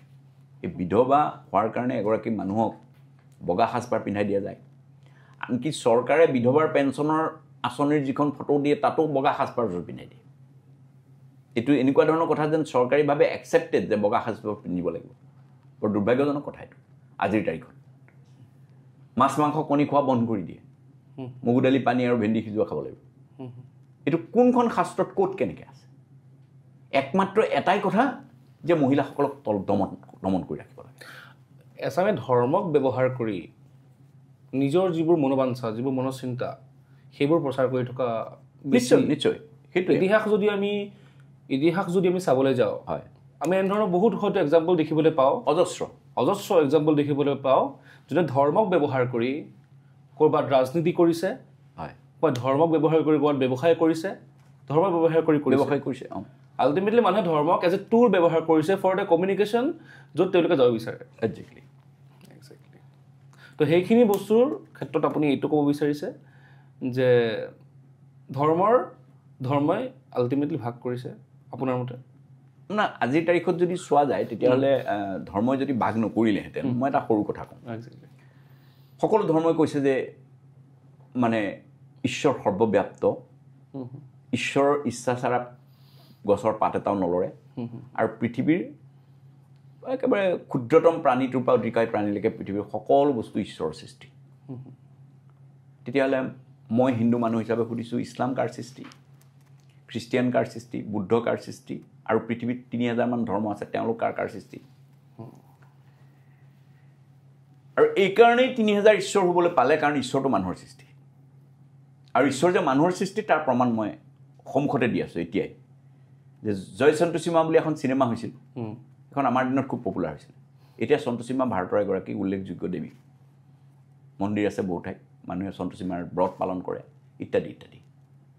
সন্মুখতে হোৱা দেৱী হয়নে আনকি আজি এই তাৰিখত মই আজি এইটো কথা কওঁ বহুতে এই মুহূৰ্তত বেয়া পাব পাৰে মই বেয়া পালেও মই কথাটো কওঁ মানুহে জুবিনক ভগৱান বুলি কৈ আছে নহয় নাই কোৱা জানো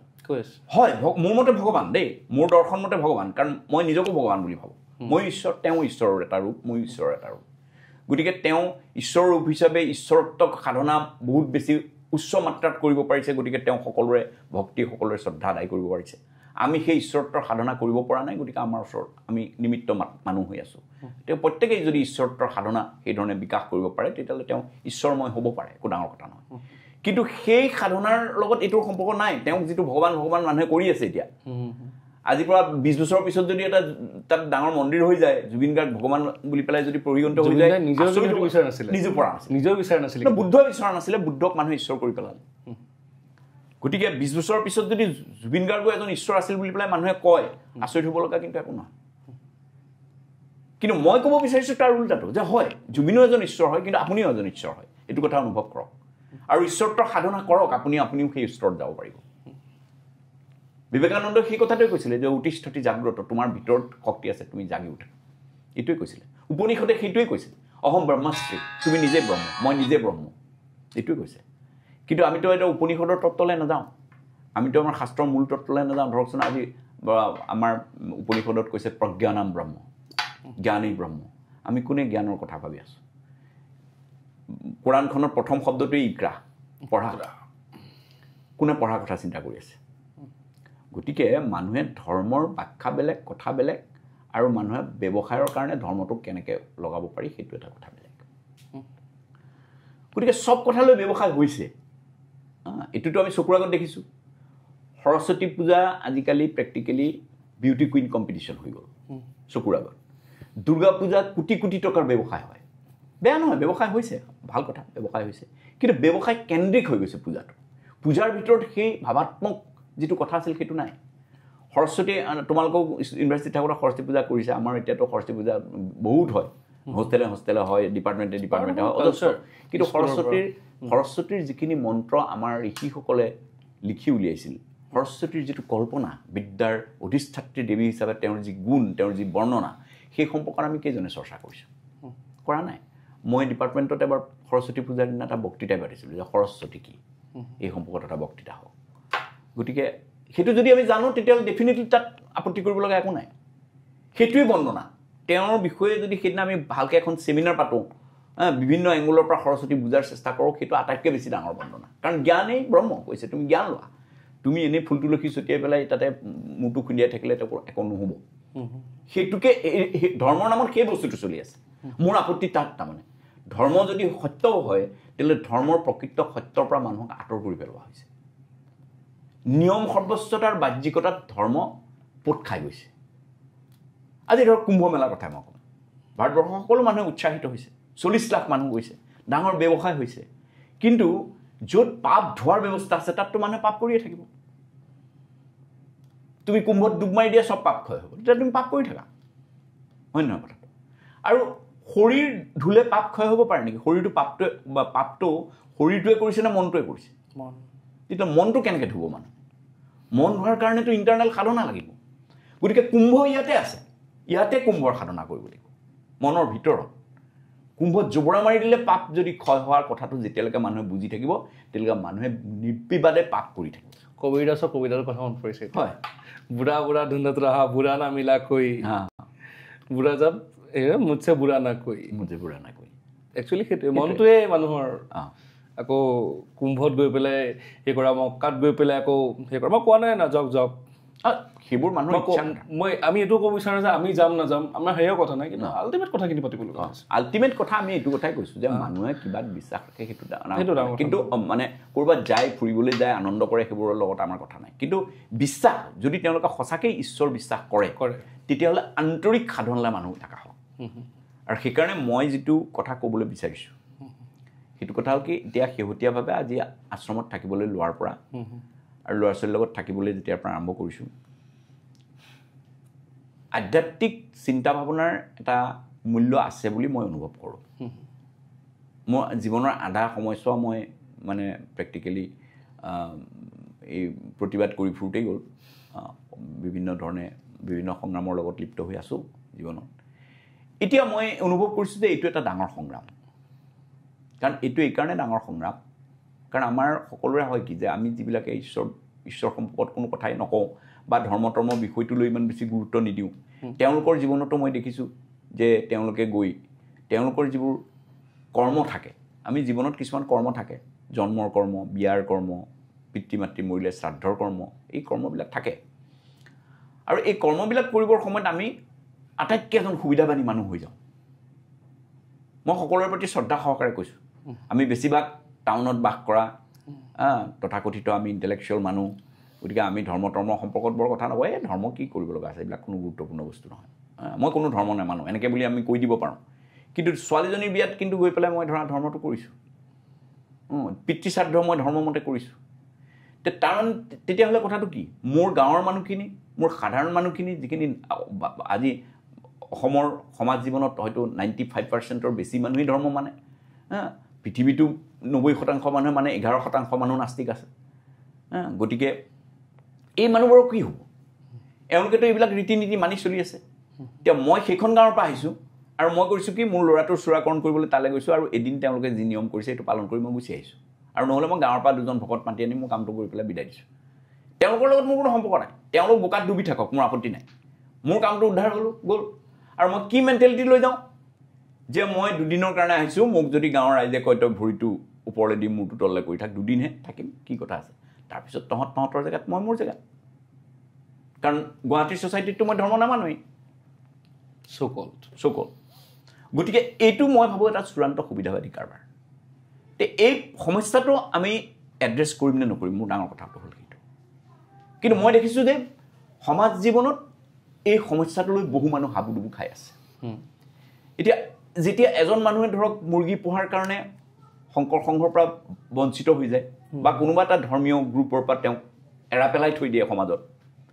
তেতিয়া আমি কাকতত আৰ্টিকল লিখোঁ যে এইটো খুব বেয়া কথা হৈছে এইবোৰ অত্যন্ত পশ্চাদগামী চিন্তা এনেকুৱা কথা হ'ব নালাগে কিন্তু সেই মানুহটোক সেই গাঁওখনত কোনে চাথ দিব তেওঁ কিন্তু বিপদত পৰি গ'ল লগে লগে এতিয়া তেওঁ এটা অল্টাৰনেটিভ বিচাৰে যে মই এতিয়া কি কৰিম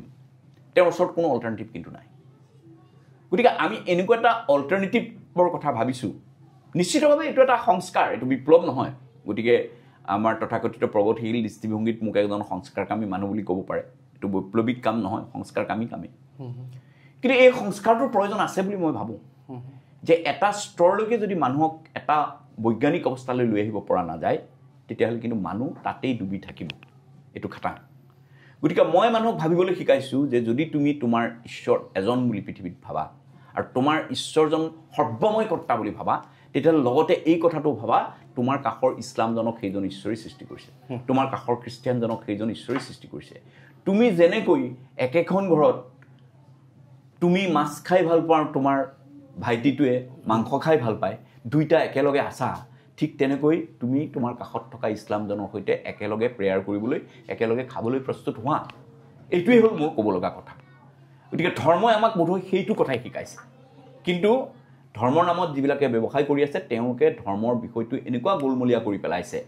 যে তাত আমি ইজনে সিজনক কোনো কাৰণত সহ্যই কৰিব নোৱাৰোঁ অথচ প্ৰত্যেকটো ধৰ্মৰ মূল কথা হৈছে সহনশীলতা পৰৰ ধৰ্মক নিহিংসি বা কদাচিত শংকৰদেৱে কৈছে এতিয়া আমি কি কৰি আছোঁ অনবৰত হিংসাই কৰি আছোঁ কাৰণ আমাৰ কোনো মানসিক সাধনা নাই আমি খালি কেতবোৰ কৰ্তব্য পালন কৰোঁ কিন্তু এই কৰ্তব্যবোৰ পালন কৰিবৰ কাৰণেও মানুহক ধৰ্ম বুলি বস্তু এটা দৰকাৰ বা কিবা এটা নিয়ম দৰকাৰ সেই নিয়ম নোপোৱাৰ কাৰণে বহুতখিনি আধুনিক মানুহো গৈ পেলাই সেই পুৰণা নিয়মত পোত খাই যাব লগা হয় গতিকে মই কৈছোঁ যে আমি তেতিয়াহ'লে এটা অনুশীলন কিয় নকৰোঁ যে আমি এটা নতুন তথ্য পাতি বিচাৰোঁ আৰু এইটো বিচাৰিবলৈ গৈ মই এটা কথা দেখিলোঁ যে আমাৰ গুৰুজনাই মহাপুৰুষ শ্ৰীমন্ত শংকৰদেৱে তেখেতে জীৱনত ব্ৰাহ্মণৰ তলত শিক্ষা গ্ৰহণ কৰি ব্ৰাহ্মণ্যবাদৰ বিৰোধিতা কৰিছে গতিকে শংকৰদেৱৰ জীৱনৰ পৰাই আমি শিক্ষাটো পাওঁ যে ধৰ্ম পৰিৱৰ্তনীয় হয় তাৰমানে তেওঁ নিজে সেইটো শিক্ষা দিছে গতিকে তেওঁ যিখিনি শিক্ষা দি গ'ল এইখিনি পৰিৱৰ্তন হ'ব নহ'ব এতিয়া মই ধৰক এই জ্যোতি জীৱনৰ বাট বুলি এখন গ্ৰন্থ ৰচনা কৰিছোঁ এই গ্ৰন্থখনৰ মূল কথা হ'ল জ্যোতি দ্য ৱে অফ লাইফ বা জ্যোতি জীৱনৰ বাট এই দৰ্শনক আগবঢ়াই নিয়া এই দৰ্শনটোৰ মূল কথা হ'ল যে আমি কিয় জ্যোতি কথাটো ক'লোঁ কাৰণ এটা কথা দেখা গ'ল যে আমাৰ প্ৰচলিত ধৰ্মসমূহত আমাৰ ধৰ্মগ্ৰন্থসমূহকে আমি থাপনাত ৰাখোঁ বা আমাৰ আৰাধ্য বুলি আমি বিশ্বাস কৰোঁ কাৰণ ঈশ্বৰকতো কোনেও দেখা নাই শংকৰদেৱে এইকাৰণে মোক ক'ত পাবা বুলি কওঁতে ভাগৱততে পাবা বুলি কৈছে গতিকে আমি ভাগৱতকে থাপনাত পাতোঁ ইছলামসকলেও থাপনা বুলি বা মূল জেগাত ঘৰখনৰ কোৰাণখন ৰাখে তেনেকৈ খ্ৰীষ্টিয়ানসকলেও বাইবেলখন ৰাখে এই গ্ৰন্থসমূহ বোধ কৰোঁ আমাৰ মহাপুৰুষসকলে এইকাৰণে ৰাখিব দিছিল যে গ্ৰন্থ হ'ল জ্ঞানৰ প্ৰতীক এটা প্ৰতীক হিচাপে এইবোৰক ৰাখিব দিছিল কিন্তু আমি কোনো জ্ঞানৰ প্ৰতীক হিচাপে কেমেষ্ট্ৰি কিতাপ এখন সেইটোত নাৰাখোঁ বা ফিজিক্সৰ কিতাপ এখন নাৰাখোঁ অৰ্থাৎ আমাৰ ধৰ্ম সম্পৰ্কত নিৰ্দিষ্ট এটা গোড়ামি আছে যে জ্ঞান হ'লেও অকল ভাগৱতখনহে হ'ব পাৰিব গীতাখনহে হ'ব পাৰিব কোৰাণখনহে হ'ব পাৰিব বাইবেলখনহে হ'ব পাৰিব জ্ঞান মানে এটা মুক্ত নহয় কথাটো গতিকে এই মুক্ততালৈ আমি কেতিয়া আহিব পাৰিম এইটো অলপ অহা দিগদাৰ আৰু তেতিয়া আমি ভাগ ভাগ হৈ যাওঁ গতিকে মই দেখিছোঁ জ্ঞান কিন্তু ভাগ ভাগ নহয় মই যেনেকৈ ক'লোঁ যে সূৰ্য মুছলমানৰ কাৰণে এটা হিন্দুৰ কাৰণে এটা বেলেগ নহয় কাৰণ এইটো জ্ঞান এইটো সত্য গতিকে সেইকাৰণে এইটো ভাগ ভাগ হোৱা নাই গতিকে আমি জ্ঞানক যদি মূল হিচাপে ধৰোঁ তেতিয়াহ'লে দেখিম যে হিন্দুসকলে প্ৰজ্ঞানম ব্ৰহ্ম বুলি কৈছে আৰু দীপম জ্যোতি পৰম ব্ৰহ্ম বুলি কৈছে জ্ঞানৰ বন্তিয়ে হ'ল ঈশ্বৰ ইছলামতো নূৰ অৰ্থাৎ আল্লাহ নূৰ হিচাপে অৱতৰণ কৰিছে ঠিক তেনেকৈ খ্ৰীষ্টিয়ানসকলেও লাইট ইজ গড বুলি কৈছে গতিকে মই দেখিছোঁ যে এই লাইটটো যদি আমি প্ৰতীক হিচাপে লওঁ জ্যোতি এই জ্যোতিক আমি প্ৰতীক হিচাপে ল'লে আমাৰ কোনো ধৰ্মৰ মানুহৰে ইয়াত কোনো আপত্তি নাথাকে সেইকাৰণে আমি সেই লেভেললৈকে আমি যাব পাৰোঁ কাৰণ জ্যোতিলৈকে আমি দেখোঁ তাৰ ওপৰতো নেদেখোঁ জ্যোতিয়ে আমাক যিমানখিনি দেখুৱাই সিমানখিনি আমি দেখোঁ এজন মানুহে জ্ঞানৰ জ্যোতিৰে যিটো বুজে সেইমতে তেওঁ নিজৰ ঈশ্বৰক কল্পনা কৰে প্ৰত্যেকটো ধৰ্মতে গতিকে জ্ঞানৰ জ্যোতিলৈকে আমি যাব পাৰোঁ জ্যোতিলৈকে আমি দেখিব পৰা স্তৰ তাৰমানে গতিকে জ্যোতিটো আমি যেনেকৈ আমি জ্ঞানৰ জ্যোতিটো এবষ্ট্ৰেক্ট কথা এটা এইটো কেনেকৈ মানুহে মিজাৰ কৰিব তেওঁ যিমান জানিছে সিমান বুজিব কিন্তু তাক আমি চিম্বলাইজ কৰিব পাৰোঁ যেনেকৈ আমি জ্ঞানক কিতাপখনেৰে চিম্বলাইজ কৰিছিলোঁ ঠিক তেনেকৈ আমি জ্ঞানৰ জ্যোতিক এগচি বন্তিৰে বা এটা জ্যোতিস্তম্ভৰে সৈতে চিম্বলাইজ কৰিব পাৰোঁ গতিকে সেইকাৰণে মই জ্যোতিটোক মূল হিচাপে ধৰিলোঁ আৰু সেইকাৰণে আমি ক'লোঁ আমাৰ মূল মন্ত্ৰ কি জ্ঞান জ্যোতিস্তপ জ্ঞানৰ জ্যোতিক আমি তপস্যা কৰোঁ এতিয়া জ্ঞানৰ জ্যোতিক জ্যোতিগছ সন্মুখত লগাই থৈ পেলাই তপস্যা কৰি থকাৰ কথা নাই কিন্তু আমাৰ প্ৰত্যেকটো ঈশ্বৰৰ ধাৰণাৰ লগত তেনেকুৱাই যে আমি পাথৰৰ মূৰ্তি এটা বনাই লৈ পেলাই তাত সেৱা কৰি আছোঁ গ্ৰন্থখনক তাত থৈ পেলাই সেৱা কৰি আছোঁ মই কৈছোঁ তাতকৈ ওপৰলৈ আমি যাব পৰা এটা ষ্টেজ হ'ল জ্যোতি যিসকলে ঈশ্বৰ বিশ্বাস কৰে কাৰণ মই এতিয়াও ধৰি লৈছোঁ যে মই কিন্তু এই 95% কাৰণে কিবা এটা কৰাৰ কথা ভাবিছোঁ যিটো কৰিম বুলি ভাবিছোঁ গতিকে এওঁলোকৰ কাৰণে কিবা এটা আলম লাগিব তাৰমানে বিয়াখন পাতিবলৈ কিবা এটা আলম লাগিব শ্ৰাদ্ধ কৰিবলৈ কিবা এটা আলম লাগিব গতিকে এনেকুৱা ধৰণৰ বিষয়ৰ কাৰণে আমি ক'ৰবাত আৰাধ্য বিষয় এটা ঠিক কৰিব লাগিব সেইটো মই জ্যোতি হিচাপে ঠিক কৰিছোঁ যিটো মানে সকলোৰে কাৰণে এটা গ্ৰহণযোগ্যতা আছে কাৰণ আজি মোৰ ইয়াত আশ্ৰমত মই নাজানো ভৱিষ্যতে কি হয় যে আজি হিন্দু মুছলমান খ্ৰীষ্টিয়ান সকলো ধৰ্মৰ মানুহ কিন্তু ইয়ালৈ আহিছে আৰু তেওঁলোকে মোৰ লগত কথা বতৰা পাতি আনন্দিত হৈছে ভাল পাইছে আৰু উৎসাহিত কৰিছে যে আমি এনেকুৱা এটা কাম কৰিব লাগে গতিকে আমি দেখিলোঁ যে এই গোটেই কথাখিনি লৈ পেলাই আমি এটা গাইডেন্স মানুহক দিব পাৰোঁ অল্টাৰনেটিভ ৱে এটা দিব পাৰোঁ এতিয়া অল্টাৰনেটিভ ৱে দিবলৈ যাওঁতে মানুহে সুধিব পাৰিছে যে আপুনি আৰু এটা ধৰ্ম দিব খুজিছে নেকি মই এইটো ধৰ্ম বুলি কোৱা নাই মই সংঘ বুলি কৈছোঁ বুদ্ধই এইটো সংঘ কৈছিল ধৰ্ম কোৱা নাছিল গতিকে ধৰ্মটো সংঘৰ ভিতৰত আছিল সংঘ ডাঙৰ আছিল ধৰ্ম সৰু আছিল তাৰ ভিতৰত এতিয়া আমাৰ আদৰ্শটো তেনেকুৱা যে সংঘ এনেকুৱা এটা বিষয় যে ই আস্তিকৰ পৰা নাস্তিকলৈ সকলো ধৰ্মৰ মানুহক সামৰি ল'ব খোজে আমাৰ যি সংঘ জ্যোতি সংঘৰ দৃষ্টিভংগীটোৱে হ'ল যে যোনে জ্ঞানৰ জ্যোতিত বিশ্বাস কৰে তেওঁ খ্ৰীষ্টিয়ান হওক হিন্দু হওক মুছলিম হওক নাস্তিক হওক তেওঁ আমাৰ ভিতৰত থাকিব পাৰে আৰু আমাৰ সংগীসকলৰ মূল উদ্দেশ্য হ'ব এইটো যে আমি সংগী এজনক চিনি পাওঁ সংগী হোৱাৰ মূল উদ্দেশ্য কেইটামান নীতি আছে তেওঁ ধৰ্ম কি বিশ্বাস কৰে সেইটো আমাৰ মূল কথা নহয় ধৰ্ম বিশ্বাসৰ কথালৈ আমি পিছত আহিম কিন্তু তেওঁ প্ৰথম এইটো বিশ্বাস কৰিব নকৰিব যে মই মানুহ প্ৰথম মানুহ হোৱা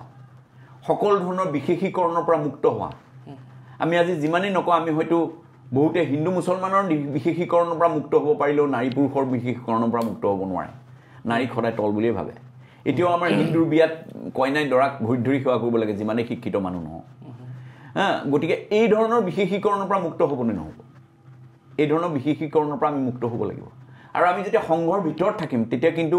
মোৰ সংঘৰ ভিতৰত ভাৰতবৰ্ষৰ ৰাষ্ট্ৰপতি থাকিলেও যি মই থাকিলেও সি এইটো ফিলিংছ আমাৰ হ'ব লাগিব গতিকে আমি যেনেকৈ কেতিয়াবা মই কাৰোবাৰ সেৱা গ্ৰহণ কৰিম আজি যদি তোমাৰ ঘৰত এটা কিবা কৰ্ম হয় মোক মাতিলে মই তাত সেৱা গ্ৰহণ কৰিম আৰু কেতিয়াবা মই তোমাৰ ঘৰত সেৱাও কৰিম এই মেণ্টেলিটি আমাৰ থাকিব লাগিব গতিকে তেতিয়াহে তেওঁ সংঘী হ'ব পাৰিব তদুপৰি তেওঁ প্ৰকৃতিৰ প্ৰতি সমাজৰ প্ৰতি আমি মানৱতাটো মূল কথা বুলি কৈছোঁ মানৱতাৰ মই দুটা চৰ্ত কৈছোঁ এটা হ'ল মানুহৰ প্ৰতি দায়বদ্ধ হোৱাটোতো মানৱতাৰ চৰ্ত হয় এইটো চবেই জানে কিন্তু মই তাৰ লগত আৰু এটা যোগ কৰিছোঁ যিহেতু এই পৃথিৱীত একমাত্ৰ মানুহেই বিবেকবান জীৱ গতিকে অন্য সকলো জীৱৰ প্ৰতি দয়াশীল হোৱা আৰু প্ৰকৃতিৰ গছ লতা বন বৃক্ষ সকলোৰে প্ৰতি দায়বদ্ধ হোৱাটো মানৱতাৰ এটা অংগ বুলি মই বিবেচনা কৰিছোঁ গতিকে মানৱতাৰ মই দুটা চৰ্ত কৈছোঁ মানুহৰ প্ৰতি প্ৰকৃতি আৰু প্ৰকৃতিৰ সকলো জীৱ জন্তুৰ প্ৰতি এইটো মানৱতাৰ এটা চৰ্ত তেনেকৈ মমতা আমি আচলতে যেহেতু আমি নিজক অভ্যাস নকৰোঁ গতিকে আমি বহু কথা নাজানো যে আমাৰ নিজৰ ভিতৰত আমি অনন্ত প্ৰেমৰ ভাণ্ডাৰ সেইকাৰণে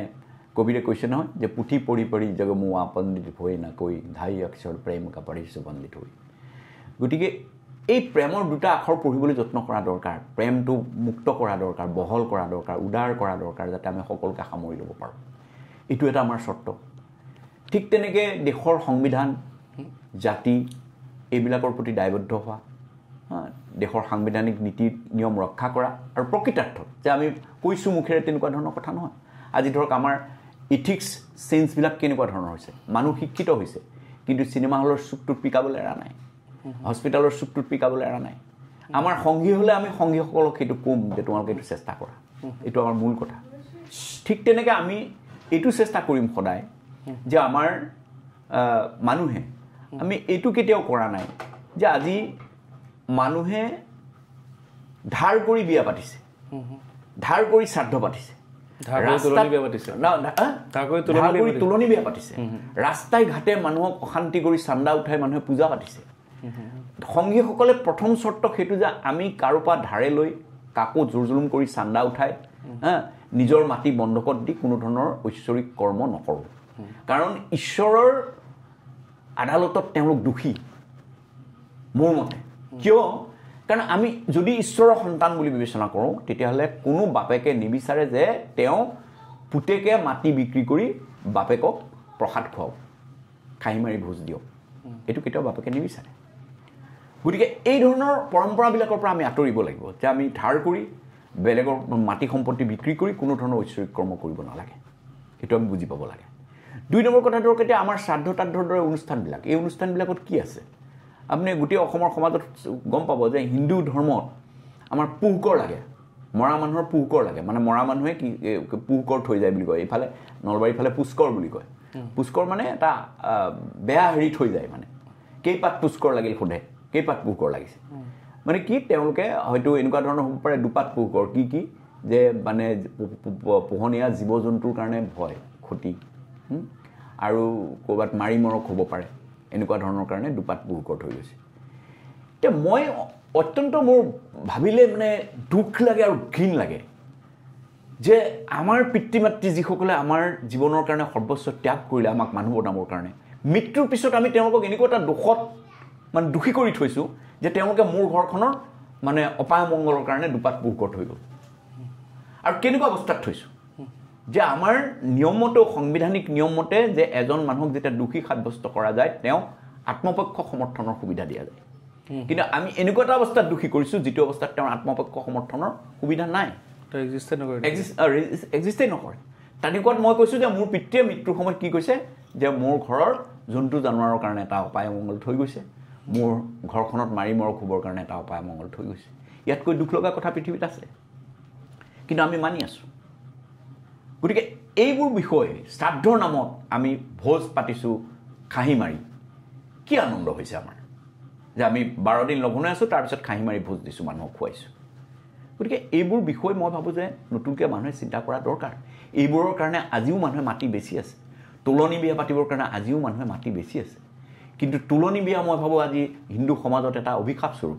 প্ৰত্যেকগৰাকী আমাৰ বয়সৰ মহিলাই ক'ব পাৰিব যে জীৱনৰ এই প্ৰথম দিনটোত কেনেকুৱা অত্যাচাৰৰ মুখামুখি হৈছিল তেওঁলোকে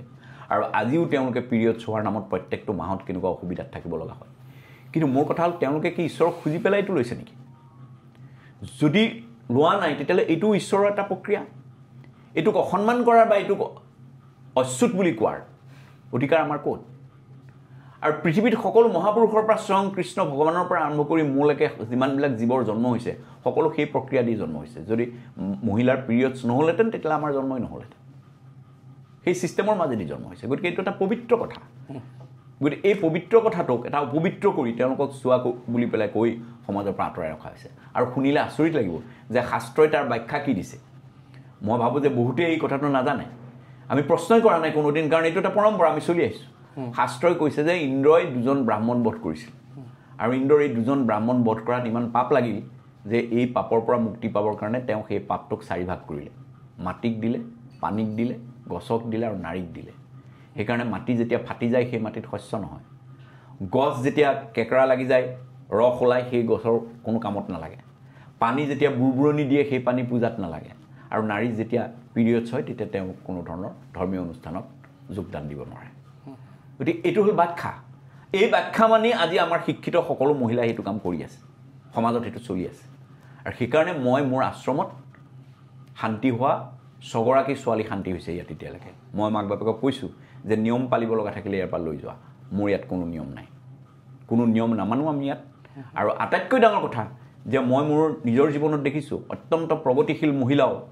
আমি যেতিয়া কিবা এক্সকাৰশ্যনত যাওঁ ইউনিভাৰ্চিটি প্ৰফেচাৰ কলেজৰ প্ৰফেচাৰ তেওঁলোকে কিন্তু সেই পাৰ্টিকুলাৰ দিনটোত তেওঁলোকে মন্দিৰ দৰ্শন যদি থাকে তেওঁলোক আঁতৰি থাকে মন্দিৰত যাবলৈ সাহস নাই কিন্তু মোৰ 6গৰাকী ছোৱালী মই এনেকৈ ডাঙৰ কৰিছোঁ যে সিহঁতে মোৰ চাকি বন্তি জ্বলায় পিৰিয়ড চলি থকা অৱস্থাত গতিকে মই এইটোৱেই মোৰ ছাকচেছ বুলি ভাবোঁ লাইফত মই আজি 70 বছৰীয়া 80 বছৰীয়া 2গৰাকী মহিলাক বিধৱা মহিলাক কণী খাবলৈ মই মানে বাধ্য কৰাইছোঁ বা তেওঁলোকক প্ৰেৰণা দিব পাৰিছোঁ তেওঁলোকে কণী খাইছে এইটোৱেই জীৱনত মই ছাকচেছ বুলি ভাবোঁ আৰু এইটোৱেই আন্দোলন কৰিব লগা আছে আৰু এইটোৱেই জ্যোতি এইটোৱেই জ্ঞানৰ জ্যোতি এই জ্ঞান মই ভাবোঁ মই যিটো পাইছোঁ সেইটো সমাজলৈ বিয়পাব লাগে আৰু এইখিনি কথাকে মই আজি ইমান দিন ধৰি কৈ আহিছোঁ আৰু এইখিনি ক'বৰ কাৰণে এইখিনি অনুভৱ কৰিবৰ কাৰণে মানুহ হ'বৰ কাৰণে প্ৰত্যেকটো মুহূৰ্তত ল'ৰা ছোৱালীৰ লগত থাকি প্ৰত্যেকটো ল'ৰা ছোৱালীক সমানভাৱে লালন পালন কৰি মই নিজকে শিক্ষিত কৰাৰ চেষ্টা কৰিছোঁ আৰু আশা ৰাখিছোঁ যে অনাগত দিনত মোৰ এই অভিজ্ঞতা মোৰ এই অনুভৱ আৰু বেছি দীপ্ত হ'ব দৃঢ় হ'ব আৰু এতিয়ালৈকে মোৰ লগলৈ যোন আহিছে প্ৰত্যেকেই ইয়াক অত্যন্ত উৎসাহিত কৰিছে আৰু তেওঁলোকে কৈছে যে ইয়াক এটা আমি ইনষ্টিটিউশ্যনেল লেভেলত অৰ্গেনাইজেশ্যনেল লেভেলত লৈ যাব লাগে এজন ডেকা ল'ৰাই মই এই কথাটো কৈ শেষ কৰিব খুজিছোঁ মোৰ এই বিষয়টো এজন ডেকা ল'ৰাই মোক সিদিনা ক'লে যে মানে আপুনি বৰ ভাল লেখা মেলা কৰে বা আপোনাৰ দৃষ্টিভংগী ভাল but I don't believe in any institutional religion that's good কিন্তু তুমি গোহাঁই ল'ৰা বোলে তুমি বিয়াখন কেনেকৈ পাতিলা বোলে মইতো জানে মানুহ কেনেকুৱা মই আই কেন মেনেজ এভৰিথিং মই মানে দেউক 5,000 টকা দি দিছোঁ যে মোৰ 40 মিনিটত শেষ কৰি দিবি মই কিন্তু কাকো সেৱা তেৱা কৰি থকাত নাই don't that way I manage মই তেতিয়াহ'লে মোৰ তোমাৰ লগত ধৰ্মৰ কথা পাতিব লগা নাই প্ৰথম কথা তুমি অপৰচুনিষ্ট তুমি যিটো বস্তু নামানা ইনষ্টিটিউশ্যনেল ৰিলিজন তুমি সেই ইনষ্টিটিউশ্যনেল ৰিলিজনৰ ভিতৰত গৈ বিয়া পাতিছা গতিকে তুমি সুবিধাবাদী 2 নম্বৰ কথা তুমি অসৎ সেই ইনষ্টিটিউশ্যনেল ৰিলিজনৰ ভিতৰতো তুমি পইচা পাতি দি বেপাৰ কৰিছা গতিকে যি মানুহ মানে সুবিধাবাদী আৰু অসৎ তেওঁ মোক ধৰ্মৰ শিক্ষা দিয়াৰ প্ৰয়োজন নাই বুলি মই ভাবোঁ মই সেইখিনি মানুহৰ কাৰণে চিন্তা কৰিছোঁ যিখিনি মানুহে কোনো উপায় নাপায় এই ধৰণৰ বাধ্যবাধকতাৰ মাজত থাকিব লগা হৈছে যিখিনি মানুহে উশাহ নিশাহ প্ৰতিটো মুহূৰ্তত এটা ধৰ্মীয় জীৱন কটাব লগা হয় কিন্তু তেওঁলোকৰ হাতত কোনো ৰাস্তা নাই শংকৰদেৱে কৈছিলে যে আমি এটা উদাৰ বেজোৰে ব্যাখ্যা কৰি কৈছে যে উদাৰ সৰল ধৰ্ম মানুহক দিছিলে সেই উদাৰ সৰল ধৰ্ম আজি নিয়ম সৰ্বস্ব হৈ পৰিছে এতিয়া মোৰ কথা হ'ল কোনো নিয়ম নাই মানুহ যেতিয়ালৈকে গোলাম হৈ থাকিব তেতিয়ালৈকে তেওঁ ঈশ্বৰৰ পথিক হ'ব নোৱাৰে মুক্ত হ'ব চবৰ পৰা কোনো গোলামীৰ ভিতৰত থাকিব নালাগে কোনো দাসত্বৰ ভিতৰত থাকিব নালাগে কোনো নিয়ম নাই মোক মানুহে সোধে যে আপুনি কেতিয়া প্ৰেয়াৰ কৰে মোৰ কোনো টাইম নাই কাৰণ প্ৰেয়াৰ কৰাৰ কোনো টাইম নাই মোৰ যেতিয়া মন যায় মই তেতিয়া প্ৰে কৰোঁ মোৰ যেতিয়া ভাল লাগে তেতিয়া মই ভাবোঁ মোৰ ভাল নালাগে মই বেলেগখিনি সময়ত বেলেগ কাম কৰোঁ মই মাছ মাংস খাওঁ নে নাখাওঁ সোধে মোৰ যি মন যায় মই তাকে খাওঁ মোৰ যিটো ভাল লাগে মই সেইটো খাওঁ যিটো খোজে সেইটো খাওঁ কথাটো হ'ল এইটো আৰু যিটো খাওঁ মুক্তভাৱে খাওঁ কথাটো হ'ল এইটো মোৰ কথা সকলোৱে দেখাকৈ খাব পৰা হ'ব লাগে কোনোবাই মদ খায় তেওঁ এইটো লুকাই চুৰকৈ খোৱাৰ কথা নাই যদি খাই খাওঁ বুলি কওক কি আপত্তি আছে খাদ্য হয় কি তুমি বাচি থাকিব পৰাকৈ খোৱা সেইটো ভাল কথাটো হ'ল সেইটো সকলোৰে পৰা লুকাই চুৰকৈ খোৱাৰ কি দৰকাৰ আছে লুকাই চুৰকৈ খালে সি অখাদ্য হৈ গ'ল কথাটো হ'ল এইটো আমি খাওঁ যদি খাওঁ মাছ মাংস খাই খাওক কোনোবাই কোনো আপত্তি নাই গতিকে ঠিক তেনেকুৱা কথাটো মই ধৰ্মৰ ক্ষেত্ৰতো সেইটোৱে ভাবোঁ মানে মোৰ এজন মুছলিম মানে PhD স্কলাৰ আছে হি ইজ ফ্ৰম বাংলাদেশ তেওঁ মোৰ আণ্ডাৰত PhD কৰি আছে ভাৰত চৰকাৰৰ জলপানী লৈ তেওঁ মোক ক'লে যে ছাৰ মই আপোনাৰ কথাবিলাক বহুত ভাল লাগে কিন্তু মোৰ এটাই দিগদাৰ আপুনি বৰ নিয়ম কানুন নামানে কিন্তু মই 5 ওয়াক্ত নামাজ কৰা মানুহ গতিকে মোৰ আপোনাৰ লগত অকণমান দিগদাৰী হয় মই বোলো তুমি মোক ভালকৈ বুজাই নাই বোলে কিয় ছাৰ মই সদায় আপোনাৰ লগত থাকোঁ মই কিয় আপোনাক নুবুজিম মই বোলো চোৱা এই 5 ওয়াক্ত নামাজ 14 প্ৰসংগ এইবোৰ অলপ উদণ্ড মানুহৰ কাৰণে যিবিলাকক কণ্ট্ৰল কৰিব নোৱাৰি তেওঁলোকৰ কাৰণে এটা টাইম ফিক্স কৰি দিছে যে তোমালোকে এইটো টাইমত কৰা এতিয়া মোক যদি তুমি সোধা যে কি কৰিম মই ক'ম তুমি 5000 বাৰ কৰা খাওঁতে শুওঁতে উঠোঁতে বহোঁতে অনবৰত তুমি আল্লাহৰ নামত থাকা না মস্ত হৈ থাকা আল্লাহ তোমাৰ ভিতৰত তুমি আল্লাহৰ ভিতৰত মস্ত হৈ যোৱা তুমি তুমি কোনো বেয়া কাম কৰিব নোৱাৰা আৰু প্ৰতিটো মুহূৰ্তত তুমি শক্তিমান হৈ আছা বিকজ তুমি আল্লাহৰ লগত আছা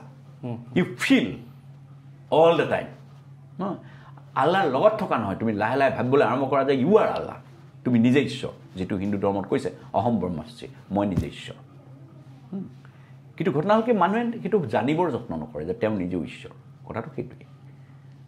মোক সেইটো জানা সেইটো বুজা এইটো বিবেকানন্দই কৈছে বেলেগেও কৈছে ময়ো কোৱা নাই বুদ্ধই কৈছে সচেতনতাৰে নিজৰ মনৰ লগত কথা পাতিবলৈ আৰম্ভ কৰা সেইকাৰণে মই ইয়াত কিছুমান পৰামৰ্শ দিছোঁ মোৰ গ্ৰন্থত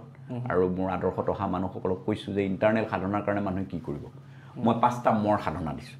আগতেও আমাৰ হিন্দু ধৰ্মত তন্ত্ৰত পঞ্চমকাৰ আছিল মই সেইকাৰণে 5টা ম দিছোঁ সেই পঞ্চমকাৰ নহয় এইকেইটা বেলেগ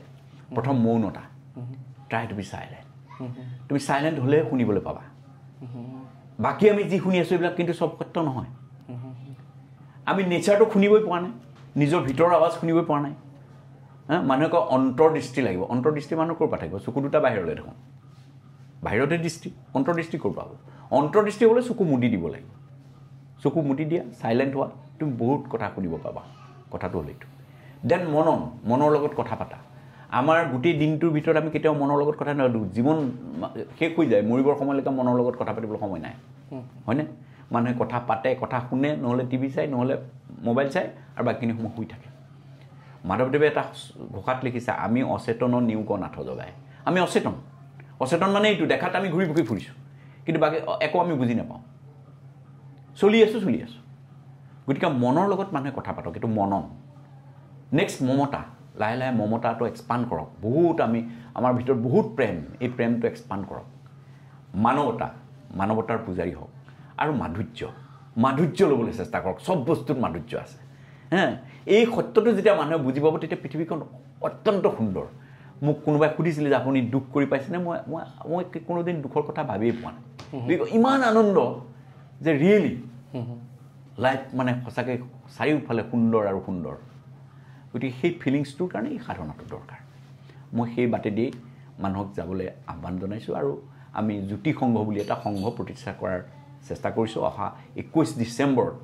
আমাৰ তাৰ আনুষ্ঠানিক শুভাৰম্ভ হ'ব গতিকে যিসকলে ভাবে যে আমি এখন মুক্ত পৃথিৱী গঢ়িম জুবিনৰ ভাষাত আমি সঁচাকৈ এখন মুক্ত পৃথিৱীৰ কাৰণে তৈয়াৰ হোৱা দৰকাৰ সেইটোৱে আধুনিক মানুহৰ লক্ষ্য হোৱা উচিত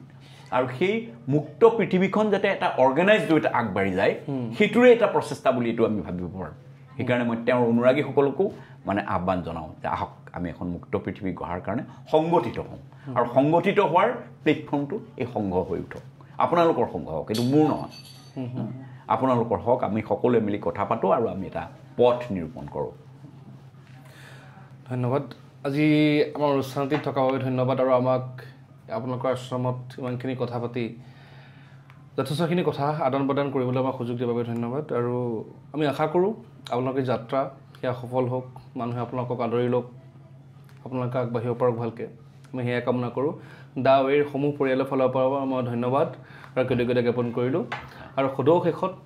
সকলো দৰ্শকক এটাই আহ্বান যে আমাৰ যিবোৰ এনেকুৱা ধৰণৰ কণ্টেণ্ট আচলতে আমি খুব বেছি দিন হোৱা নাই আৰম্ভ কৰা আমাৰ কণ্টেণ্টবোৰ এনেধৰণে স্পেচিয়েল হ'ব সমাজৰ যিবোৰ কথা যিবোৰ ভইচ যিবোৰ চিন্তাধাৰা মানুহৰ মাজত আহিব লাগে বুলি আমি সকলোৱে ভাবোঁ তেনেধৰণৰ চিন্তাধাৰা আমি আপোনালোকক আগুৱাই দিম আপোনালোক সকলোৱে চাব আৰু একদম সদৌ শেষত মই এটা কথা ক'বলৈ চেষ্টা কৰিম যে বৰ্তমান সময়ৰ যি ডাঙৰ চিন্তা জাতিৰ যিটো চিন্তা যে জুবিন দাৰ বাবে ন্যায় লাগে সেইটো একমাত্ৰ চিন্তা সেয়া সফল হওক তাৰে কামনা কৰিছোঁ জুবিন দাই ন্যায় পাওক তাৰে আমি কামনা কৰিছোঁ তাৰ বাবে চৰকাৰ তথা ন্যায়ালয়ৰ পৰা আমি সকলোৰে সহযোগিতা কামনা কৰিছোঁ এজন জুবিন গাৰ্গৰ অনুৰাগী হিচাপে এজন ভাৰতীয় হিচাপে আৰু আইনৰ ওপৰত বিশ্বাসী আৰু আইনৰ এজন ছাত্ৰ হিচাপে আমি আহ্বান কৰিছোঁ এই অনুষ্ঠানৰ দ্বাৰা। ধন্যবাদ। This is the way we talk.